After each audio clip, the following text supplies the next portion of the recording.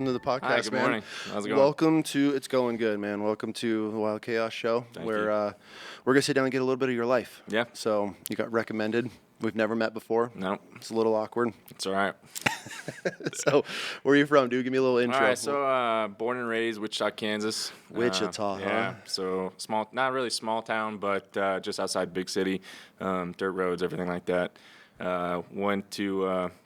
Did a lot growing up, swimming, lacrosse, all that sort of stuff, race motocross. So a very athletic kid. Tried to be, yeah. I tried to stay away from the house, you know. Yep. Everything that I could do outside was kind of what I wanted to do. I wasn't great in school, you know. I had an older brother, older sister. They were great in school. I didn't really find that route appealing. Right, Yeah. kind of plays into the feel whole ya. military thing later on. But yeah, loved lacrosse, loved motocross. Did all that through middle school, high school. In between junior and senior year, I was like, you know, the military is the route for me. And what year was this? That would have been 2015. Got it. Yeah, 2015. I graduated high school in 2016, so kind of talked to the recruiters. Yeah, and it was kind of an interesting story because like I wanted to go the Navy route Why? at first. That's a great question. I think the whole swimming background, everything like that, like the Navy seemed like the right way to go. My brother was kind of looking into it. He decided to go to college instead of the military. Yep.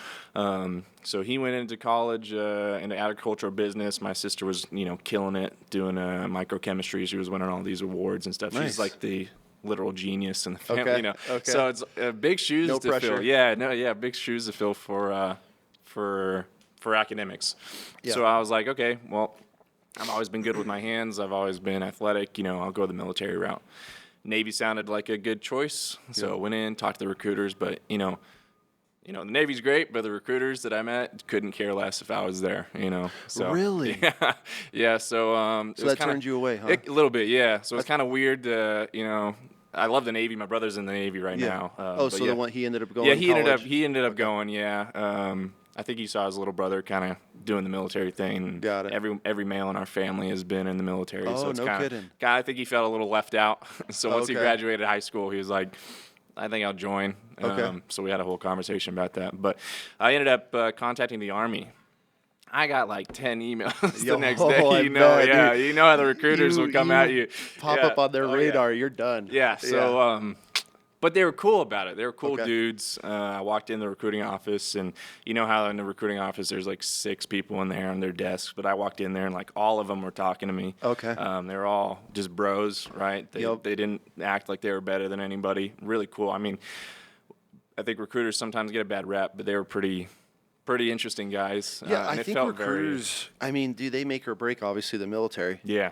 The biggest reason I was supposed to go, I wanted to go Coast Guard because Yeah. I'm from upstate New York. Sure. And we had 2 stations 30 minutes from my house. And those are considered a hardship station. Yeah. Everybody wants to go to Miami, California, you know, so nobody wants to go to upstate New York on the Thousand Islands. So, Yeah, probably not. so yeah, but talking to those recruiters, and then, you know, all of our recruiting station was all in one building, you know, all the branches. And then talking to the Marine, he was just like the most, like, It's crazy, yeah. You know, you know, some of them do a really good job, and then some of them are like, well, this was my next step. And that's kind of the whole thing you see in the military anyways, too, is like some people really want to be there, and some people are like, absolutely. this is all I got. We're voluntold Yeah, to be there. Exactly, Yeah, and then pretty that's much. and that's what's representing that branch, which is unfortunate. Yeah, but- it is, yeah. But pros and cons to everything, you know. Exactly. So, but yeah, signed up. They got me. I ended up signing up as a scout. You know, that was a Okay. tough decision for a long time. I was like, Why is what do that? I want to do? Well, there was like my uncle, my cousins were all tankers on the Okay. Abrams. And I was Okay. like, that sounds kind of cool. They didn't have any options for that. So Really? then I was like, well, do I want to go the infantry style life? Don't know. Because I've always tried to go in the opposite direction that everybody else goes. For sure. With everything that I do. So I didn't really want to kind of go infantry. So Scout sounded interesting, right? Just from like the young 17-year-old aspect. And then when I was signing all these papers, my recruiter was like, well, do you want to go airborne? And I didn't know what that meant. So I was like, well, what does that mean? He's like, well, you get to jump out of planes. I was like, all right, cool. Yeah, sure. Absolutely. Like, love the thrill, love the adrenaline. I don't like the term adrenaline junkie, but Yeah. I do like chasing the adventures. For so sure. I was like, yeah, let's do that. So it was part of my contract. And you had no idea. Not really. Yeah. Like I'd seen Band of Brothers. I knew what a paratrooper was, but like I don't think I put 2 and 2 together for Okay. a long time. You know what's until hilarious I was about- in. sorry, I mean, hilarious about the military and talking to so many veterans is that the majority have no idea. No, absolutely not. Especially like kind of my era, like before Google and YouTube and everything. Nobody knew truly what anybody was getting themselves into. Exactly. And it's even in fast forwarding. Yeah. So many years later, you're well, yeah. You have an idea, but you're just like, fuck it, I'm going to do it. Exactly. Yeah. Like, you know what the military is, you know what you're signing up for, but at the same time, you're like, I have no idea the inner workings of it. Because my dad was in the Marines, but he got out and he was a fixed-wing pilot for his whole career. So I couldn't really be like, hey, how was it for you? Because it's just a whole, different. As eras come and go, it's just different time.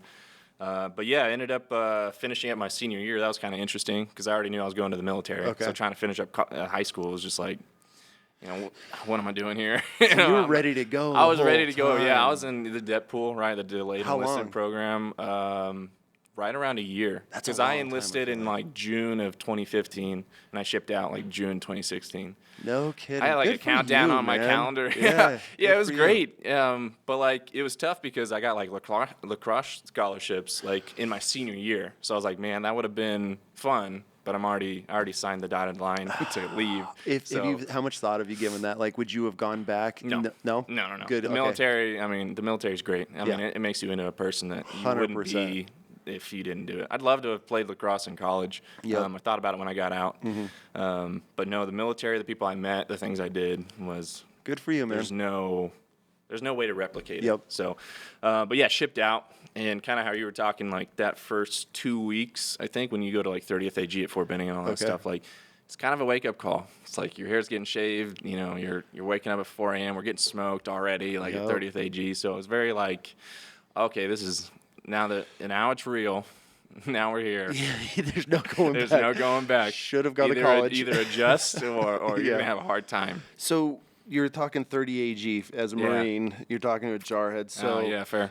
Is signing that airborne contract, are you going in with everybody else, or is there a different path that you're taking because you have that specific contract, or is that like hey, maybe you get to go? It's already in my contract. So how it goes is, so you sign up as a scout, right? But what's a scout? So a scout is pretty much they're called cavalry scouts, right? It's pretty much just like the eyes and ears of the battalion or the squadron, whatever you do. Okay. So it's very like infiltration, setting up observation points, and pretty much like a lot of stuff we do in the military is still traditional, right? We can use drones, we can use satellites these days, but like the scout is like the baseline of like going in, getting eyes on everything, reporting back, and then the infantry battalion will like take that information and then plan their So you guys are stuff. Not comparing the recon, but you're out there doing reconnaissance. Yeah, exactly. Yeah, we're doing reconnaissance. Pretty much that's it. So that's what it is. So that was like my job. Okay. And so that you get sent to one unit. What is it called?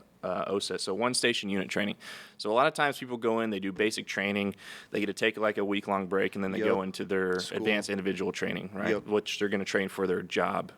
For scout and infantry, basic training is 9 weeks long, and then you go into your advanced individual training all together. So they put it all together. So it's like 17 and a half weeks of scout training. Jesus. Yeah, it's with the same drill sergeants, the same people that... you're with the same drill sergeants for 7... So if they have your number, you're done for 17 weeks? Yep. Oh, that sounds like... Isn't that crazy? Yeah. So, and you only get like 1 day in between basic training and advanced individual training. So it's just... It's a little interesting. Yeah. So what are you doing during these classes, like during this time? So you're learning how to be a soldier. Yeah. You start with the basics, and then you roll right into scout training. Yeah. Which is what exactly? So there's some like Bradley training, striker training. I was a light scout, so like Humvee foot training. So just like you want to be a light scout? I wanted to because it's harder. Like I'm always like, what's harder? I was gonna say if anything on the ground is I was an Amtracker, so mechanized in the military. So we would just look at we call them crunchies, where all the grunts and everybody on the ground, and so we'd always just drive by them like. Like suckers, like so carrying all that shit. Yeah, so you can go with those 3 routes. And you kind of get assigned to different ones, depending on what unit you go to. But it's also like different weapon classes, stuff like that. So like the javelin, the ITAS system. So you guys are carrying everything. Mm-hmm. Yeah, depending on what you're on. Yeah. Oh damn. Okay. So you're learning all the weapons. Yeah. Okay. Yeah. So it calms down a little bit.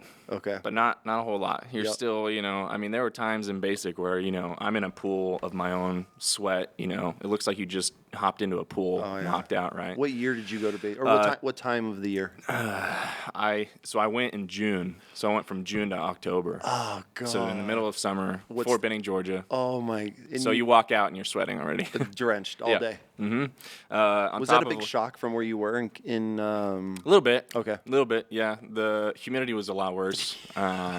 Never which goes is away. Yeah. A lot of pine trees. Not Yup. used to that.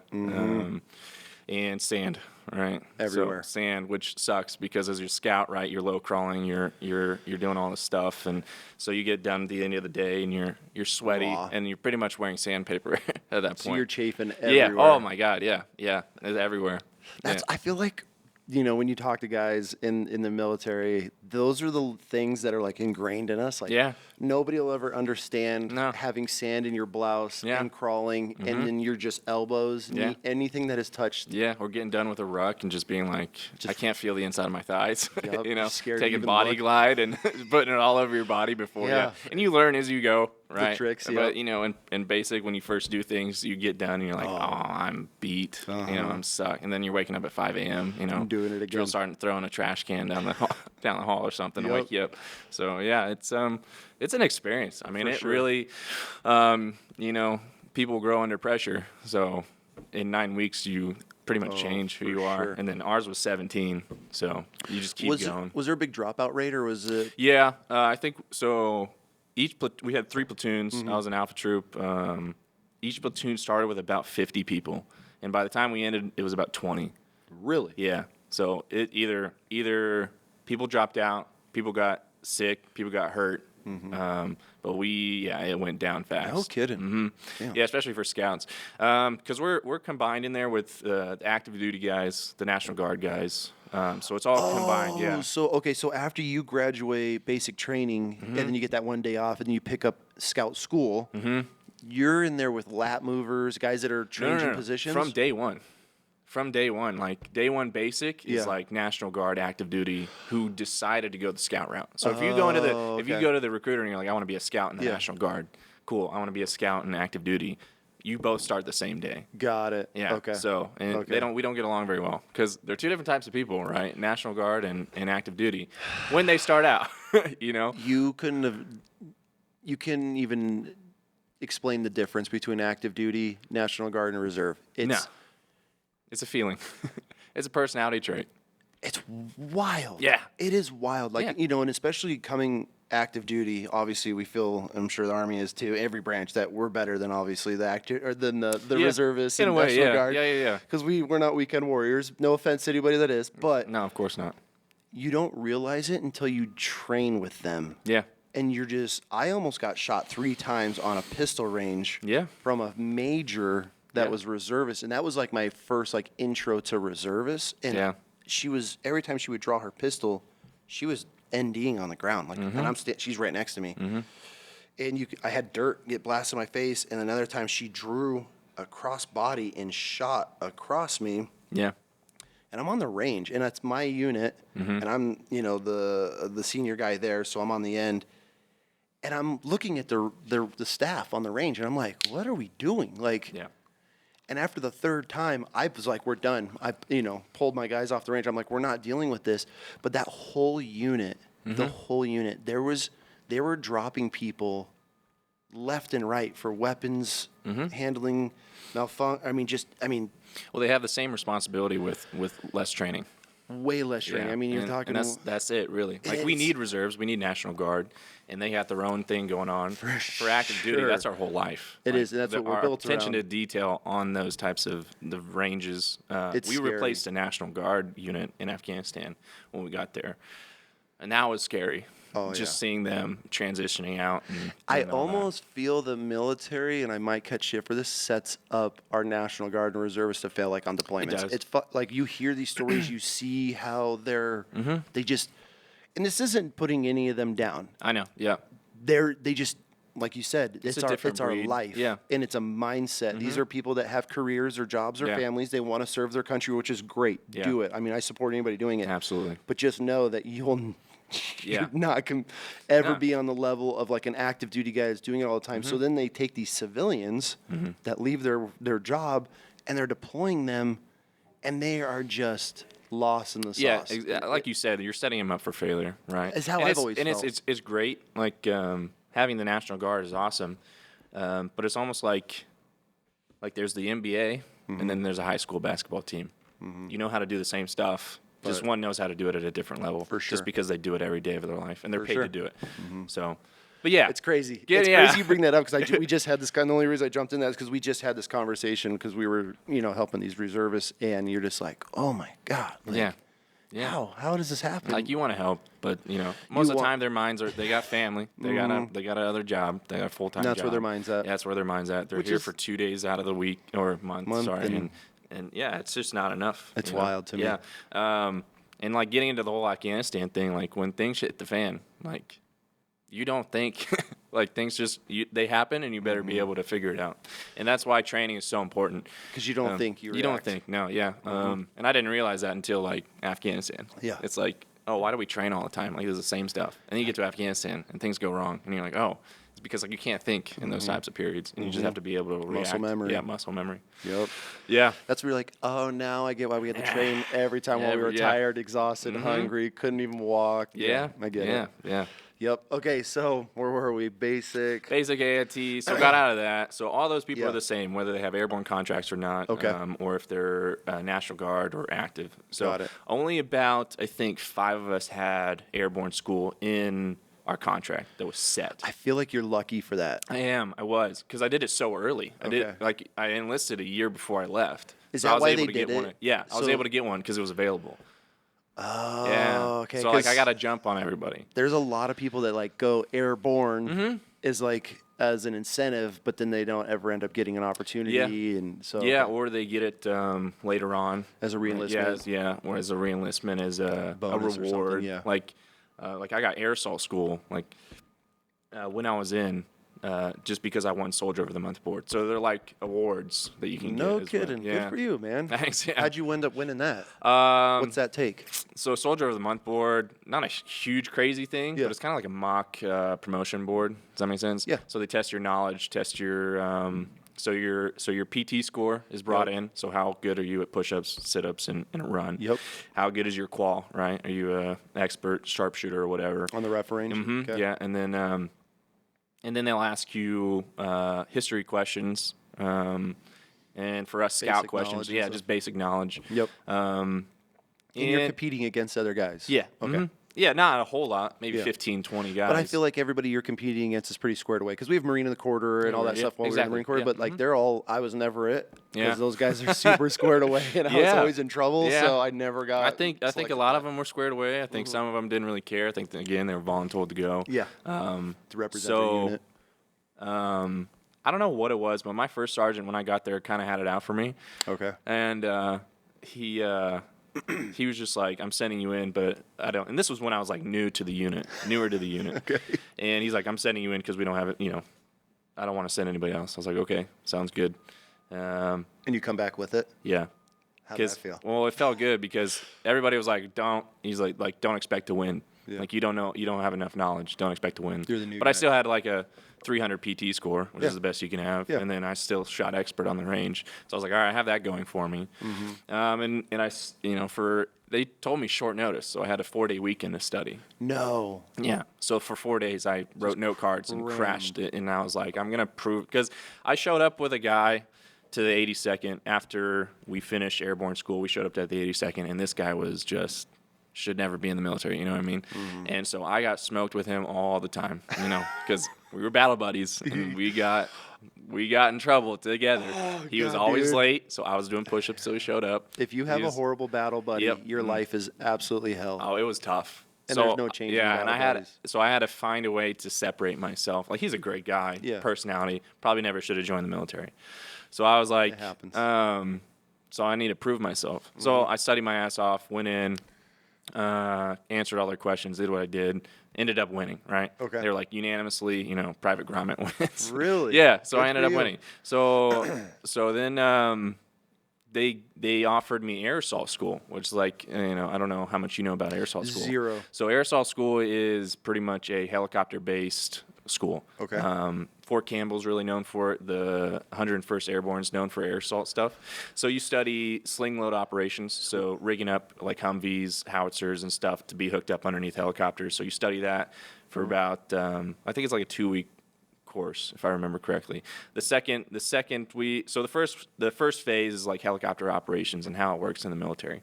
Okay. The second phase, and I might be wrong in this, but I'm pretty sure this is how it goes. Second phase is sling loading. So inspecting loads and rigging up things the way they need to be rigged up. What's a sling load? Is this where they put the parachute out the back and it sucks everything out the back of the plane? No, that's different. Okay. That's different. This is all helicopter based. So when you okay. see the Chinooks or the Blackhawks carrying like a Humvee, so that's sling load. Okay. So being able to inspect the actual load, and there's things like, putting tape over the headlights because they're going to drop it on the ground, right?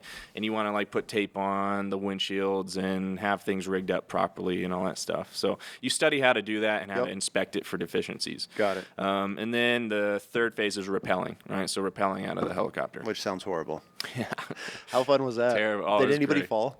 No, I don't think so. Because you do it off like a 10-foot platform at first, and then you go up to like a full wall, and then at the very end you do it out of the Blackhawks. Which is That's pretty cool. Yeah, that's cool. And that's where, because we haven't talked about this yet, but we'll get there. Like I fly helicopters now. Yeah. Like this is where my love started. Because when I was out there like watching all these Blackhawks, I was like, it's like, man, these pilots got a cool job. Yeah, it doesn't suck being a pilot. Yeah, so that's kind of where it stemmed from. Was air assault school. That's cool, man. Yeah. So that started that itch for you. Yeah, and so again, air assault's highly, especially the one at Fort Bragg, which in North Carolina was where I was at stationed. That one was pretty hard to get through. And so, again, we have a huge dropout rate. Started with 130, graduated with like 40, I think. Wow. And that's people coming in and finishing, too. Really? So the sling load gets people, is where they usually Why is it so tough? So they have like, so at the end you do a test, pretty much. Okay. So you do phase 1 test, right, which is just helicopter operations and everything like that. Yep. You take an exam and you got to get like a 90 or higher or something like that, or an 80 or higher. If you don't, you get cycled out, so you get kicked out. Mm-hmm. But you can come back and like retake the test and all that stuff. If you go through phase 2, which is the sling load stuff, at the end of that, it's an exam as well. So they rig up a bunch of different stuff, and they have you turn your back. So say I have a Humvee, right, that I'm supposed to inspect, and you have to do 4 inspections. You can only get 1 wrong, or it's 4. You have 4 inspections, and you have to find at least 3 out of 4 deficiencies that are on the rigging, pretty much. Pretty much what it is, you have I think they're called SAR and air assaults. It's been a minute since I did this, but they're pretty much grading you. They tell you, they give you a scenario. There's a Chinook coming in, or let's just say for a Humvee, they're like a Blackhawk coming in to pick this up. You have 2 minutes to figure out this inspection.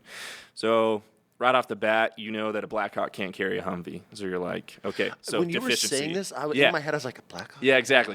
So they'll give you an operation. You'll be like, all right, deficiency in the operation because a Blackhawk can't carry an up-armored Humvee, right? Okay. So you'll be like, all right, deficiency, and he's like, all right, you have 2 minutes, go. And so you turn around, you run through, and there's like a set way to like run through an inspection, but it's kind of quick. Like 2 minutes is fast to run through this thing. Okay. And so maybe they tied, the big ropes with the wrong type of cord. Like maybe they tied it with parachuter cord instead of breakaway tape. And so you're like, all right, deficiency. Or like a mirror isn't duct tape, so it's like deficiency. So you got to find 4 deficiencies. Do you have a checklist while you're doing this? No, this is all memory. And if you can't remember it, if you can't do it, then you get kicked out. And that's where they get a lot of people. Oh, I bet. Because if you don't study it and you don't go over it a lot, it's tough to do it. Because phases are like 5 days. So they teach you all this. Just cram it. Like me and other soldiers would stay after and like go through these inspections, and then everybody would go home. And it's like, okay, and guess what? They would not pass their test. So you had to put in the extra time. Yeah. Got it. Yeah. And then if you pass that, you go into rappelling, which is pretty simple. And then to finish it off, the morning of graduation is a 12-mile ruck. Oh. And if you don't pass the ruck, then you don't graduate either. How many people fell down on the last day? A lot. Really? Yeah. But it was pretty easy ruck for us, but it's everybody. Like it's from everybody. So you got like S1 clerks, you got people who don't really spend a lot of time in the field. Yeah. You got scouts, you got infantrymen. So like the 12-mile ruck is like a breeze for us. How much weight? It was like 35 pounds. I mean, that So gets heavy. it was, yeah. That gets heavy. For people, yeah. But for like us who are rucking with 80, 90, 100-pound rucks. Okay. It was nothing 35 for was you. like, all right, let's just run the whole thing, you know, so. I mean, that's a huge advantage, though. I mean, Yeah, when it you, was, When yeah. you go from heavy weight like that on your back, and Yeah. once your body gets used to it, anything under that, you're like, it just becomes body weight. Yeah. And I mean, you're also getting smoked during this too. Yeah. Like you're also still getting, Really? doing push-ups and sit-ups. Yeah. Flutter last kicks, day, yeah, doing overhead arm, claps and all that Oh stuff. my yeah. Not the last God. day, the whole Oh, time. okay, The whole okay. thing. Yeah. You'll come back from lunch like, all right. They just smoke you. Yeah. Just to add another level of, Just good old military. yeah, just to mess with you. Okay. So, but what drove me to work so hard in this is that first sergeant I was telling you about. Yeah. He said before I left, he's like, when you fail, because they'd send a lot of people that have all failed before I got there. Yeah. And they were like, he pretty much told me, I think he was a cool guy. I don't know if he was just pressuring me or what, but he said, when you fail, you're out of my troop. And I was like, okay, Roger. And a troop was a platoon for you guys? No, troop was like maybe 60 guys with 3 platoons. Each platoon had about 20 guys in it. Yeah. Okay. So he was like the first sergeant of our troop. He was just like, when you fail, you're out. And I'm like, Roger okay, that. sounds good. Yeah. Light the fire. Yep. So that kind of drove me to. So you're just crushing everything. You crush the board, trying. get to go to this school, Mm-hmm. and Made a name for myself for Good. sure. Yeah. Good for you, man. But yeah, kind of backtracking. But after that 17 weeks of scout training, Yeah. you go straight to, because at Fort Benning, you go straight to airborne school. So How's you don't have a airborne break. school? I loved airborne school. I mean, because you go 17 weeks of getting treated like the most worthless piece of meat Yep. imaginable, to airborne school, which is still pretty intense, but you're not confined. You're a person You're now. actually able to walk to like the PX and not have to have permission. You know? you feel like a human Yeah, again. you feel like you belong. Okay, yep. So, but you still feel pretty young, and airborne school is full of other people too. So it's like people coming out of basic training, and then people coming in who, as we said, like won the board or something, and they got it. So I got a lot of cool friends that I met there. Obviously, I don't talk to them anymore, but met some cool people that had already been on deployments, everything like that. Got it. So it was just kind of interesting, an interesting dynamic, and just the whole school itself was really interesting. Are there other branches? Yeah. I think the Marines were the only ones that I saw. I don't think there was any Air Force or Coast Guard or anything like that. So or you're Navy. a young troop at this point, and you're just going. I mean, so you've been in the Army now for a while, and you just been in schools the whole time. Yeah. Yeah, pretty much. Yeah, because I graduated. Yeah, I graduated. I'm 18 years old. Went through airborne school. I was already headed to the 82nd. Went to the 82nd, and I think within 4 or 5 months, I was already headed to air assault school, and that pissed off a lot of people. Oh, I bet. Yeah, because little PFC Grommet And you're was in winning there with my boards and- air assault badge that no one Yep. else has. So I became the air assault subject matter expert of the troop, pretty much the squadron at that point, and just kind of went through that, and then shortly after that, obviously, we're doing gunneries and training and all that stuff while we're there. Finally got to a point where people stopped messing with me because it's like, okay, all right. Yeah. You belong here. You put in the work. Yep. So I finally, after, it honestly takes 9 months, I think, from when the time you start the military to actually stop getting messed with. Yeah, I'd say a solid year. Yeah. For me, it probably For took about sure. the first 4 years. Yeah, but- exactly. Yeah, it depends on the person. But they don't stop messing with you. No, it So doesn't matter you how either squared away figure you out are. how to do your job, or Take it on the You chin. go home with bloody fingernails from doing uptowns for the whole day. All day. Yeah.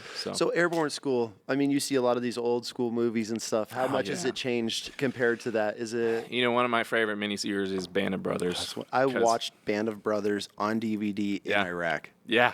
It's just, it encompasses the military so Yep. much and the They camaraderie. did that so well. Yeah, but the first episode's like my favorite because they go through airborne school and like you just see small glimpses of it, but like the jumping out of a mock airplane at like 3 feet above the ground, like Yeah. we do that. Like, How many reps do you have to do that? a lot. I mean, you do it for the full. You do it all day long, All and you day. just learn how to fall. That's Knees all together. it is. Yeah, knees together. Feet, calf, butt, and lat. You got to roll goal. So So you as practice it so many times. As you're learning this, Yeah. I feel like this would have been a thought that went through my head. Like as I'm like jumping 3 feet out, whatever position you guys are doing, are you at like any point like I'm gonna hit the fucking ground at some point? Like out of like this is really gonna have to happen. I mean, you're watching people around you try to Yeah. knees together, keep your knees bent, roll, tuck. Yeah. Are you? Is it like registering it all, or are you just having the time of your life? I'm having that, the time of my life. I think it's the coolest thing ever. Okay. I'm like, I'm about to jump out of a plane. Okay. Like, this is cool. But it is tricky. Like, learning is tricky to contort your body and follow that specific way. For sure. I mean, I watch it. I'm like, Yeah. it just looks They so look kind of awkward. weird. Yeah. Yeah. It looks weird. And I've known people to break their legs and bust their knees. I mean, I had 2 knee surgeries because of it. But, VA is paying me a lot of money for that, though. Right? But, Take it. You earned it. I've had 2 knee surgeries. The first one was just based off of a bad jump. What's a bad jump? A bad jump is there are just some days, and any paratrooper out there will tell you there are bad days where you fall really fast, and there are days that you just don't fall at all.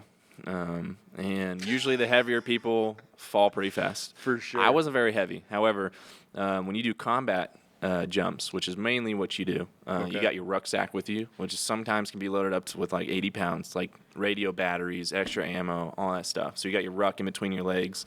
You got your rifle on your side, so another, 15-pound rifle with all and then your night vision goggles, and then you got your 45-pound parachute and your 25-pound reserve. So you're weighed up, like with a lot of weight. And we say try to, jump out with feet and knees together, right? You're falling out of that plane. For sure. You For will sure. attempt to jump. So you've seen people like hit the door, and if you watch videos of like, we call it Hollywood or combat equipment, right? So Hollywood is just parachutes, right? And you can jump out. Everybody loves to do Hollywood, Okay. right? Combat equipment's when it gets tough. Combat equipment at night gets even worse. Especially when there's we call it loom. We can't see the ground. So you're just waiting for the ground to hit. Shut up. Yeah, so you pull your ruck, right? Your ruck falls down on this like 30-foot So you're rope. listening. So as So soon as that you're hits, waiting, you hear your ruck, you're like, here it comes. how many You hit the ground. seconds? I mean, It's probably 2 seconds maybe. You hear your ruck, and then just in You're the on next it. couple seconds, you're on the ground. Yeah. And so there's also things called thermals. So in like my first jump in airborne school, I got caught in a thermal. Okay. And a thermal is like just a column of hot air. Well, Yep. we know how hot air balloons work, right? It's the Yep. same way with a parachute. So Just picks you up. yeah. So you have to like slip out of it, right? So you pull one of your risers down and it kind of spills the air out. But I got caught in a thermal. So everybody was already on the ground and I was still up in the air trying to get on the No. ground. Yeah, because I got caught in a thermal. My Will you first just jump. sit there, or does it Yeah, go you just through sit there and you try to like pull as much in as you can. It just tilts the parachute a little bit so it can spill air out. And then you kind of just fall out of it, and then you finally start like falling down. No shit. Yeah, but the sergeant airbornes are like looking up at me with their megaphone, like slip out of it. Just yelling at just you. yelling at me, like slip out of it. Yeah, so it was a crazy experience. I mean, I will never forget my first jump. Oh, ever. I could imagine. I mean, Yeah. I went through my AFF for the skydive, awesome. but Yeah. years ago, I wish I would continue. But you'll never forget. It's No, you can't. talk about a high, man. I know. Yeah, It's and it's so different than what you think. Because when I thought of like jumping out of an aircraft, I was like, I'm gonna get that weightless feeling, just like that falling, and it's not like it because you're hitting 150 knots violent. sideways, so Yeah. you get tossed, so you're just spinning, and I remember everything flopping, and you're just kind of tumbling through the air, and you're waiting, you're counting, like, all right, okay, and then you get that, catch of the parachute. And you're like, oh man, Thank God. that was something. Yeah, God. it opened.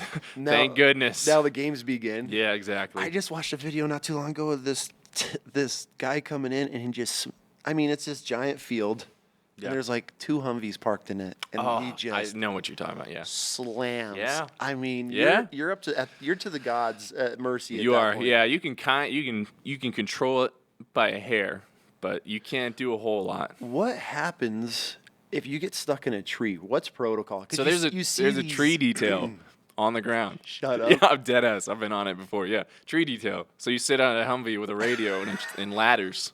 And it doesn't happen very often because the drop zones at Fort Bragg, there's like 10 of them. Okay. 6 to 10, I can't remember. But they're named like Sicily, Normandy, and all that stuff. So Yeah. and Holland. That's cool. All major jumps. they Yeah, go yeah, map yeah, it? yeah. Okay. Mhm. Yeah, pretty much. All right. And you like some other than others because some are hilly, some are like concrete pretty much. Oh, Not really? actual concrete, Yeah, but yeah, like just the hard tarp landing. type of, So Okay. some of them have more bushes than others, but they're pretty big areas. So Okay. unless it's super windy, which you shouldn't jump if it is, then you usually don't have anybody end up in the trees. I mean, when I was jumping, I did 25 jumps when I was in, and I think maybe twice there was someone in the trees for some reason. And there's a detail that just drives around with ladders and like. They just go out there and they help them out. Yeah. Really? And there's a whole. You do pre-jump. Before every jump, you do what's called pre-jump. Okay. And you just go through all these scenarios, right? And you just practice what you're about to do in the aircraft. You know how the military is redundancy, right? Yeah. So you do pre-jump the day before, and you usually do it the day of as well. And they pretty much talk to you about like what happens if you get stuck in a tree, like what you can do. For us in a training environment, it's like just wait there. Someone will come get to you. Yeah. But in a combat environment, they're like, all right, if you're stuck in a tree, you know, you do all these different things and you can climb out of it. And climb down. There's certain ways to take your harness off and do stuff to like get out of the tree. Okay, so you're not just like trying to swing and like grab a branch. I couldn't give you the exact Yeah. steps these days, but you know, you go through wire landings, like what you're supposed to do if you're going towards like wires, like power lines. Okay. And what happens if you go into the water, and trees. So you like go through all these scenarios. If you do end up doing that. But in a training environment, you know, a lot of training environments are sterile, right? Yep. So you don't really run into that too much. For sure. I've always thought, to me, paratrooping troopers, this day and age is wild to me. That the fact that we're still doing like static lines, Yep. throwing dudes out of planes, like it's never going to happen. This we is agree. obsolete. It's very traditional. right. Yeah. But then you look at Ukraine right now, and these dudes are fighting in trench warfare. Exactly. So like all those Yeah. times, like in the military, like we're never. Times have passed. Like we need to evolve. Yeah. And then now we're fighting trench warfare, Yeah. even though there's drones on the battlefield. Exactly. Never in a million years would I ever think that we were fighting. We'd No. be in trench warfare again. So And like I the get. the nice thing about static line jumping is, I mean, you jump out at 1,000 feet. It ranges between 800 and 1,200. I mean, some days you're on the ground in less than 30 seconds. So they can get you on the ground quick. So I do think 50% of it is tradition, and I think the other part is we could probably use this Just if we maybe. needed to, Yeah, right? Because maybe. the 82nd is like the U.S.'s response force, right? So we have different brigades on standby throughout the year. And that's just like, hey, you know, have all your bags packed, because if you get that call, we need to be somewhere in 18 hours. And the 82nd has a lot of history to it. Oh, absolutely. I mean, I feel like out of any of those units, the 82nd, that's what like the OG. Yeah. Those guys earned it and paved the way for. Yeah. There's a cool picture and quote that hangs up everywhere on base, and it's like in World War II, I believe. Don't quote me on this, but pretty much there was like a retreating brigade or something, and then there was just this lone soldier like sitting there digging a foxhole, and he's like, I'm with the 82nd, this is as far as they go, turn around, we're gonna fight these guys. So it's like a guy that was just from the 82nd, Like, how does that not give you goosebumps? I know, right? You know? Yeah, so that's kind of to like to give you motivation. Like, it's a cool unit. Yeah. I love being part of the 82nd. Yep. You know, we have our maroon berets, so walking around with our maroon berets, It's just a flex. feeling like a badass, you know, until you see the green ones walking around, and you're like, Fuck those guys. don't look at me. I'm a little baby here, but it feels good, right? It feels good to be a For sure. paratrooper. Yeah. Again, you know, in the veteran industry, it's like it feels good to still be like that 82nd breed. You know? I mean, it's a pride thing too. I can Yeah. only imagine, you know, representing the 82nd. Yeah. I mean, And when you walk around with a you know, your chin held high. And I didn't know who they were, you know, until you know my drill sergeant was like, "Grommet, you're going to the 82nd," and I was like, "Oh, cool. All right, I don't know." Yeah. And then you get there and you realize what it really is, You're like, and then you develop. okay. And you're like, all right, and yeah, it's held to a higher standard. Mm-hmm. Because when I was getting out, people were like, "Hey, go try another unit," you know. Like, try another unit. It calms down a little bit in other places. I'm like, no, I'm good. It was we're home done for here. you. Yeah, I enjoyed it. It was good. It benefited me while I was there, and did a lot of cool stuff. Good for you. Lots of training. Yeah. Which I liked. Like, I joined the military to do stuff. I didn't. For sure. I didn't join to sit around. That's another thing that's crazy to me about people that join the military. You know, I joined right after 9/11, you know, and all that. I'm from New York and watched the World Trade Centers fall, and then it was just like a destiny. Like, I had to, you know. But like, I would meet some Marines, but a lot of other branches were like, oh, I joined to go to school. Yeah. I joined for the, and I've always thought like, Yeah. like it never crossed my mind that I'm going to join the military other than defending my country and doing as much cool shit as I can possibly do. Like that. I volunteered for everything. It's crazy how passionate you can get for your country. and it's tough to live in this society, you know. I want to get into this for sure, and especially I feel like you just a true American boy. I try. I mean, I got the and, whole American flag on my shoulder. I mean, you come from a long line of veterans. I mean, your dad's in the Marines. You have your brother in the joining after you, and then it's like now it's like, what are we doing? I don't know. That was another reason why I got out too. Is the caliber of people that started coming in. I couldn't even As I was an NCO, I was like, this is tough. This is tough. Like, where do I draw the line of being too mean on these guys? Because you want to make them good soldiers, but you also don't want to turn them into someone that just hates being in the military. So it's tough, man. It's tough to look back, and we'll keep going with the story. But I definitely want to touch into looking at things now. But so after you got done with Airborne school, I feel like there's so much we could talk about probably with Airborne. Yeah. But you didn't get any injuries, nothing while you were there? Not in school. Okay. No. So you ended up getting those afterward. Yeah. Pretty close to getting out too. Really? About a year. This is a whole nother thing, but I got my first knee injury. And keep in mind, like, I had bad knees in the first place. Okay. Playing lacrosse and motocross doesn't help either. But I definitely banged it up pretty hard on a jump. And sometimes you just land hard. I mean, just how it goes sometimes. You see some of these guys coming in and they're screaming, hauling, screaming, ass, and you'll see everybody up still in the air. Yeah. And they just hit the ground and bounce. And you're just like, it could be columns of cold air, columns of hot air, who knows? I've learned a lot more now as like a pilot about that kind of stuff. But yeah, some days you're just falling quick and some days you just hit hard. And Yeah. Oh, you know when it's coming. You're sitting there and you're like, this is going to hurt. I mean, the last jump I ever had, this was after my knee surgery. The last jump I ever had, I hit the ground so hard, like I lost feeling in my right leg. And I was laying there for a while and I was like, I think I might have just paralyzed myself. Really? Yeah. How scary is that? That was freaking me out for a while. Yeah, I don't know what I did. I must have just like pinched a nerve real hard or something. But man, I was laying there on the ground like I think I might have just paralyzed myself. But a minute later, starts kind of getting tingly. I'm like, okay. You laid on the ground for a minute thinking that you paralyzed yourself. And thankfully, I wasn't getting dragged that day. Like, there are That's days you get dragged. That's yeah. another There are days thing. you, like, the wind's pretty good, and it'll just drag you across the ground. So you're trying to, like, pop your risers and everything. And get Oh, off. my Yeah. God. The fact that we're just doing this to Isn't our that crazy? soldiers is just mind-blowing Yeah. to me. You But get I paid guess more to do it, too. Oh, you do? As a paratrooper, yeah. You get, like, $150 more a month. Like, compared to I other mean, soldiers. as a troop, you're like, yes. As a little soldier, you're like, oh man, extra $100. money. Now you look back back and like, fuck. two knee surgeries later. What an idiot. Yeah. I still loved it though. Oh, I mean, I still love the jump. 100%, Yeah, 100%. I love jumping. I love the camaraderie. The landing is the only part that is not fun. Which is a pretty important part of all of that. Yeah. Yeah, I watched a video. There was a woman, and she had her phone out, which is wild to me that these people are now just filming like their jumps, like as they're coming out of the helicopter. Yeah.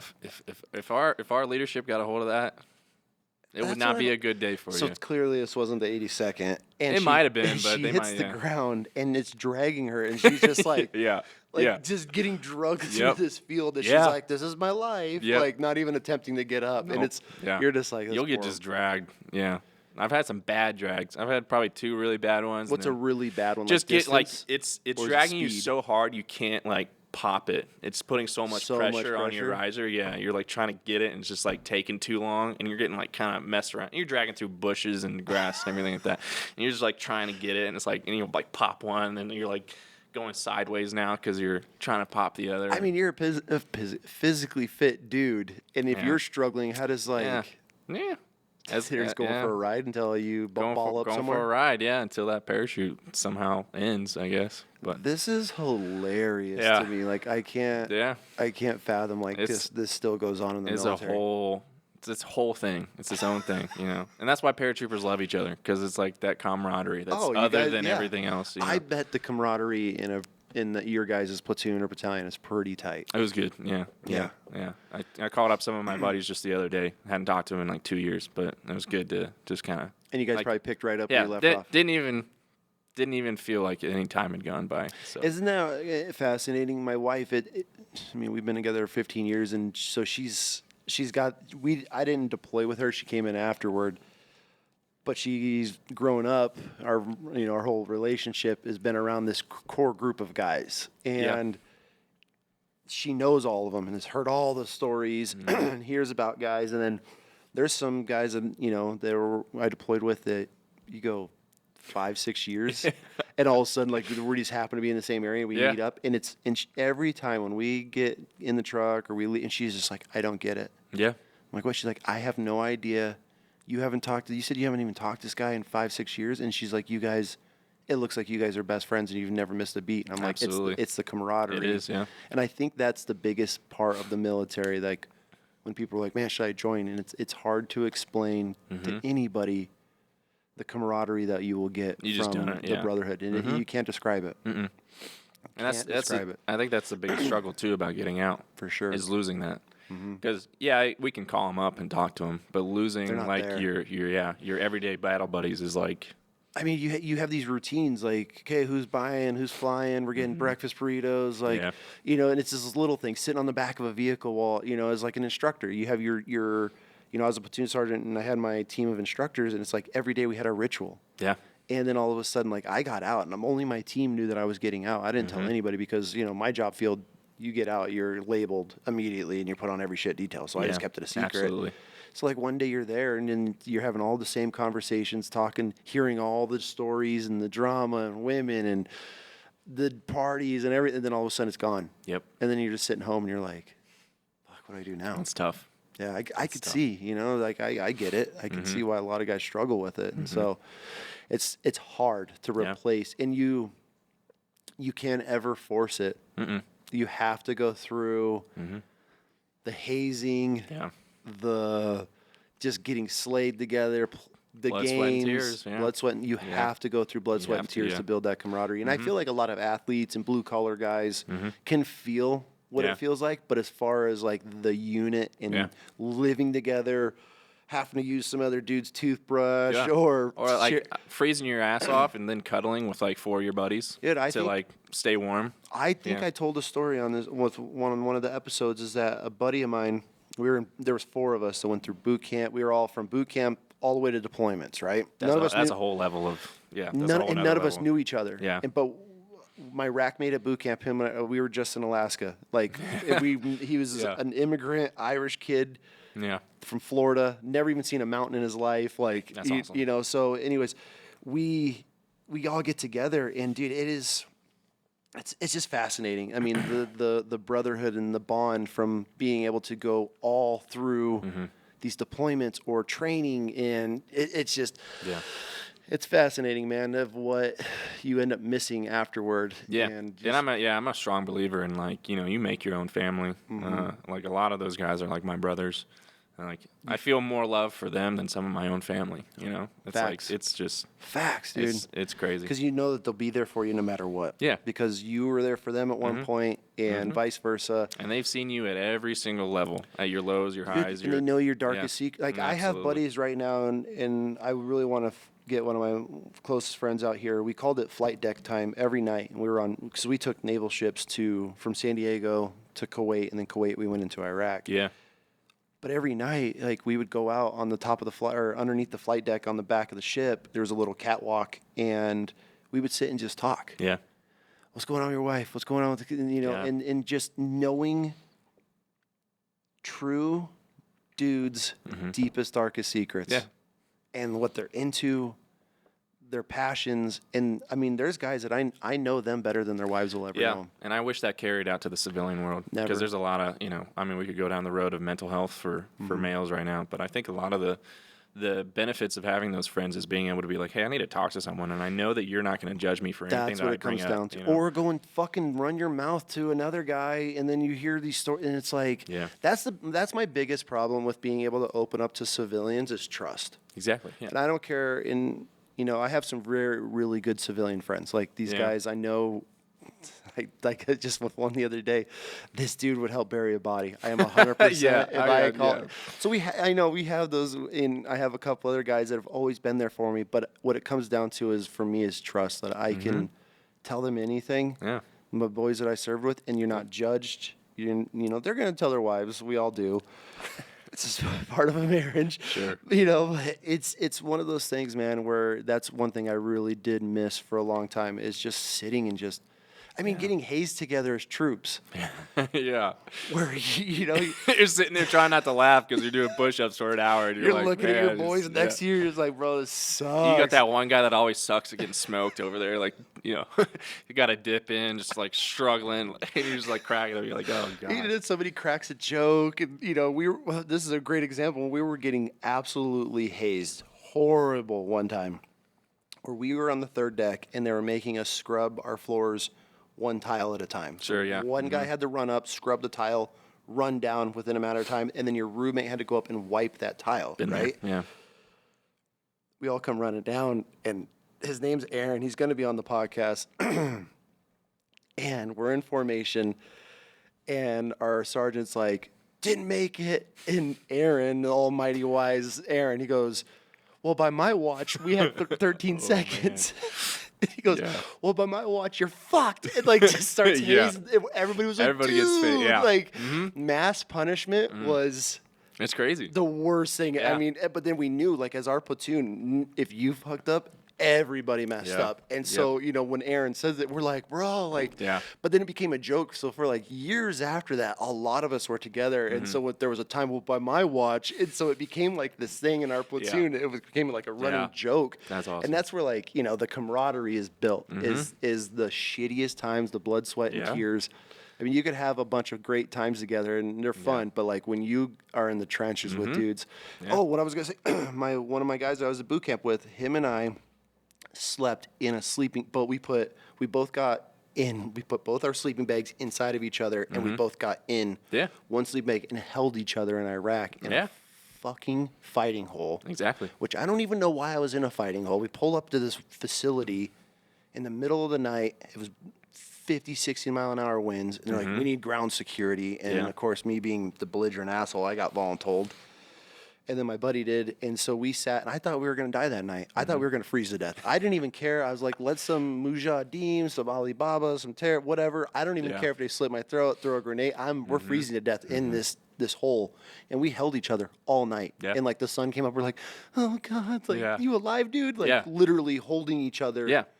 And there's no form of like, no homo. Like there's no form. Because you're like, I'm freezing. I don't care. Like, get in here. Yep. You know. Yeah. I mean, I've had that before. Yeah. Having the hot rack after a dude that we've been on, you know, running freaking patrols or whatever for months on end, and then you're swapping sleeping bags because they got to take over, and you get in their sleeping bag because it's warm, and you know, it's just like And they become your brothers. And that's it, and man. you just can't. It never goes away. Never. And it is I think that for me in my military experience, that was one of the greatest things I got from it was the brotherhood. It makes your heart ache when you get out because you miss it. Yeah. You can still It call does. them. Yeah. It's just not the same. you They're just can't not there. build it. You can't In build life, some- you know, I mean, like the four of us that went through all that time together from boot camp to deploying, and now, I mean, everybody's got their lives. You know, one of them's, one of them's a federal agent. He's all over the world, and one's a brewmaster and works for, you know, like it's crazy where everybody goes. And then then you start your life, and it's not that it becomes less and less. It does, but you always have that pick right back up, Yeah, which absolutely. is. Thank God it's a thing, you know? It's not like, well, man, how's life? And, you know, like you see some old friend and trying to like spark some pointless, shallow conversation. And now you just roll, and then how it flows. So, yeah, that to me is the greatest part of the military. Yeah. And the memories start flooding back. Oh, my Yeah, God. because as I said, like just a week or two ago, I called up a buddy of mine on the phone for 3 hours. Yep. And all these memories start coming back. I was like, you remember when this happened? You remember this? Yep. And then he'll tell me stuff. I'm like, I haven't thought about that in years. Yep. You know, so it's always fun to kind of get those memories to come back. It is. It's such a good time to reminisce. It just brings back like that. I say childhood, but we were kids. You know. Yeah. Well, yeah. We were kids. Sure. Yeah. Kids at that time. I mean, we were running around foreign countries. As a 19-year-old kid that hadn't. Yeah. Same thing. I was 19 when I went to Afghanistan. It's like. It was crazy. Yeah. You look back at it. I look at 19-year-old kids, and now I look at these kids in the gym. I'm like, Jesus. Yeah. Like, how? How was I that age at one point in Iraq? Like, doing missions, right? And having all this responsibility. Here's a multi-million-dollar vehicle with crypto, comms in it, weapons that you're accounted for. Yeah. And you're a child. And here's multi-millions of dollars in military gear. Don't screw it up, kid. And you don't. I mean, some people do. It happens, but Yeah, well, like on that route. So when I went to Afghanistan, that was April of 2017. What was Afghan like during this time? Not as crazy as a lot of people think it is, right? Because when you talk about Afghanistan, we kind of talked about this earlier, but you think of Afghanistan, right? You still think about the surges and all this, like, battle-torn country, which it still is. Oh, yeah. Kind of. Especially now. Yeah, exactly. It's hard to look at it now. But so what we were tasked with was mainly like operational security. Okay. So mainly what it seemed like to me, and obviously I'm a little low level, private first class Grommet there, but what it seemed like to me, we were called Guardian Angels under Operation Freedom Sentinel. So pretty much we were in charge of like providing security to help pretty much NATO build Afghan's government back up and just like build it and develop it, right? As in how? So Like rebuild as in like actual rebuilding buildings, or no. just the Like government's? just the structure of the government. Got so it. we sat on a lot of meetings. We sat on a lot of like, even with the Taliban type meetings, like trying to restructure the whole, just like the infrastructure, I think, of Afghanistan we were trying to develop, right? Because the surges had already happened. Like everything's kind of been like slowed down, calmed down. So we were doing a lot of it was really just glorified security for people who worked for NATO, like British intelligence, CIA type people. So these are all civilians in a way. That we would provide security for, right? Really? How often are you doing this? We avoid complacency, right? So our missions kind of changed as we were going through deployment. So for the first 3 months, my job was I was on a team with this one sergeant who was probably still to this day like the dumbest person I've ever met. And then my two obviously best buddies like Woodside and Fliss. And so our jobs were, so we were this own tiny little detail separate from everybody else that was doing all this other stuff. Which is always fun. Yeah, it was fun. It was interesting. So what we did is we were stationed at a place called HQRS, so headquarters resolute. I don't even remember. Where? Kabul, Afghanistan. Oh, okay. Yeah, so capital. I was in the embassy for a while. Okay, yeah, the U.S. Embassy? Yeah. Yeah, I've been so there. Yeah. Masood Circle. Yeah, so you know exactly. Yeah. You know exactly where I'm at. Yeah. Yeah. So in that area. So have you been to the Palace? Oh, yeah. Yeah. So our job was to take people just from HQRS to the Palace every day, multiple times a day, and it was just different people that worked for NATO. Whether that was we worked a lot with the British and some other people I don't really remember, but we pretty much would take them to the Palace and pretty much let them off. They'd go and do their meetings, then we drive them back in these like up armored Land Rovers, right? Land And it's not like we're stuff, going like outside the wire for very long or anything like that. Like it was very structured, and so that's what we did for the first 3 months. Yeah. And then we moved to a different. We moved to a place. So we went to HKIA, and then at HKIA, which is kind of like one of the primary air bases there, besides Bagram. Yep. HKIA is pretty big. HKIA is kind of where everything kind of went to shit. First, right? That's kind of like where it all started. So then we started operating out of there after that 3 months of kind of doing that presidential palace, like kind of security detail. Yep. And pretty much after that, that's when we were doing more like rural type stuff, like going out to, who knows where, and doing like more like village meetings and more like meeting with elders. And just whoever was on the docket that day, right? So we were just loading up in a 3-team Max Pro team, heading out there. And then pretty much we would get out and pretty much pull security for them as they did their meeting. And then how many? You said there's 3 to your team, 4 to your team? 3. So 3 trucks to our team. No shit. And you guys are just rolling? Just rolling around, yeah. And would you guys know ahead of time, or are they just telling you where to go, or are they? So we'd know the morning of. So our LT would know the route. And so the LT would lead, and then pretty much go that route and find wherever we needed to go. Are you guys paying people off, or are you just meeting and greeting? What do you mean? Like, like the if that happened, it was behind the scenes. I didn't know about it. Yeah. We sat on some crazy meetings though. Like who? I think one of the craziest one was about it sounds like a movie, but it was like this assassin that was like at large, like killing all these people, and he has like this whole signature like thing. And so the people I was with was like, how do we stop this guy? And then the elders were like, well, you know, we need to find these people and do this and all that stuff. And me and my LT were sitting there. We were the only ones pulling security in that meeting, and me and him were looking at each other like, is this a real conversation that's happening right now? Yeah. So it was a very crazy like movie story type meeting that we were sitting in on. So that was probably the craziest one. A lot you're of it, getting to hear all kinds of shit that's going on. yeah. And a lot of it was in Pashto or Dari. So a lot of it was through interpreters. So a lot of it was just like sitting there, making sure nobody like hacked it up. Some of them got heated every once in a while, but we're really just there to like be like, all right, if anybody pulls a gun or brings something in, which never happened. Yeah. So that was really it. What did they get heated over? That's great. Again, like a lot of times it was in Pashto, which I didn't study very much of, so I wouldn't really know. There's so many different damn dialects too. I mean, you learn something. Yeah, you learn like the short phrases and the small things that you need to know, but I wouldn't know what they were getting upset about. No shit. Yeah. So you're just sitting there just watching. I mean, because it's happened. There's guys that have these diplomatic representatives. I mean, they've gone to these meetings and dude pulls out an AK and just murks the whole room. Yeah. So that's what we were there for, pretty much. Just were you always on edge, or were you kind of like? I was on edge. So during that first 3 months, nothing really happened for the first few weeks. Okay. But you can read about this. Do you remember, or did you ever hear about that 3,000-pound V-bid water at truck? The airport? It wasn't at the airport. It was at the German embassy. No, right after I had left contracting over there, they found like thousands of pounds in a car at the airport. So this V-bid actually went off, right? Okay. And so we were on our way back from the palace, and we got back. This story. We got back. So we were pulling into HQRS, and you have to go through the Turkish guys who check for any sort of magnetic IEDs or anything like that, and you're checking in.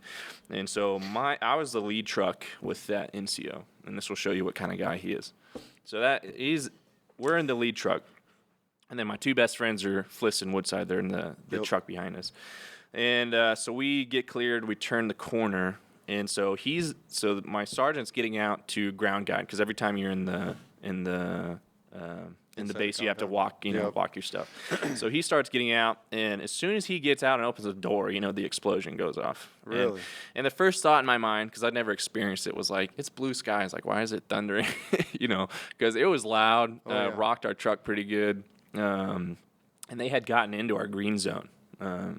You can this is a crazy story because you can read about it. Yeah, it was like one of the biggest V-bids in Afghanistan history. Yeah, I'd say 3,000 pounds. It was insane. I think it killed like 120, 150 people or something. But I was like, what just happened? All right, so I'm looking at the door at my NCO, and he's like, freaking out, super thick accent type guy, and he starts screaming at me that he's like, it's our guys, it's our guys. So that's where I started getting on edge. Right, it wasn't from the actual incident, but the fact that he's telling me that my two best friends just blew up. So I'm like, okay. And so I grab my rifle, I pop out of my door, and I start sprinting back to because I can't see them in my mirror. Because I had just turned. Yeah. It was close. Yeah. But I was in the truck. So all I heard was the noise, and I didn't see any of the smoke or anything yet. And all I saw and heard, because you're still in that kind of mindset of kind of shock and awe, what's going on. And he's telling me it's our guys. And so I can't see any of the smoke. Okay. I can't see them. They're still behind the corner. So I'm like, all right, I'm getting out and I'm going to go see what's going on. So I grab my rifle and I start running back to where we had just turned. And I'm still kind of dazed. So I'm like, it's not processing that I don't see any smoke or anything. That's not really happening in my head. But they end up turning the corner, right? And they're looking at me like, what are you doing? You're just doing. I'm just running with my rifle, sprinting, because I'm like, my best friends just blew up. They're like, this isn't right. Yeah, and so they're looking at me like, what are you doing? And I'm like, what's going on? What happened? Because I'm only going off the information, the explosion, right, and then the information my sergeant gave me. And I turn around, and this dude's hiding in the car. He's just tucked tail, and he's hiding in the car. Yeah. So even though he thought it was your guys, he got back in the car and didn't close even the try door. to help. Yeah, and just stayed in the car. So that's the kind of guy he was. And there was a whole mess of things with him too. Anyways, we ran back. I ran back, got in the car, and we drove. And obviously, all the Georgian army was waking up and like running to our stuff, and we're trying to like run to where we need to get to.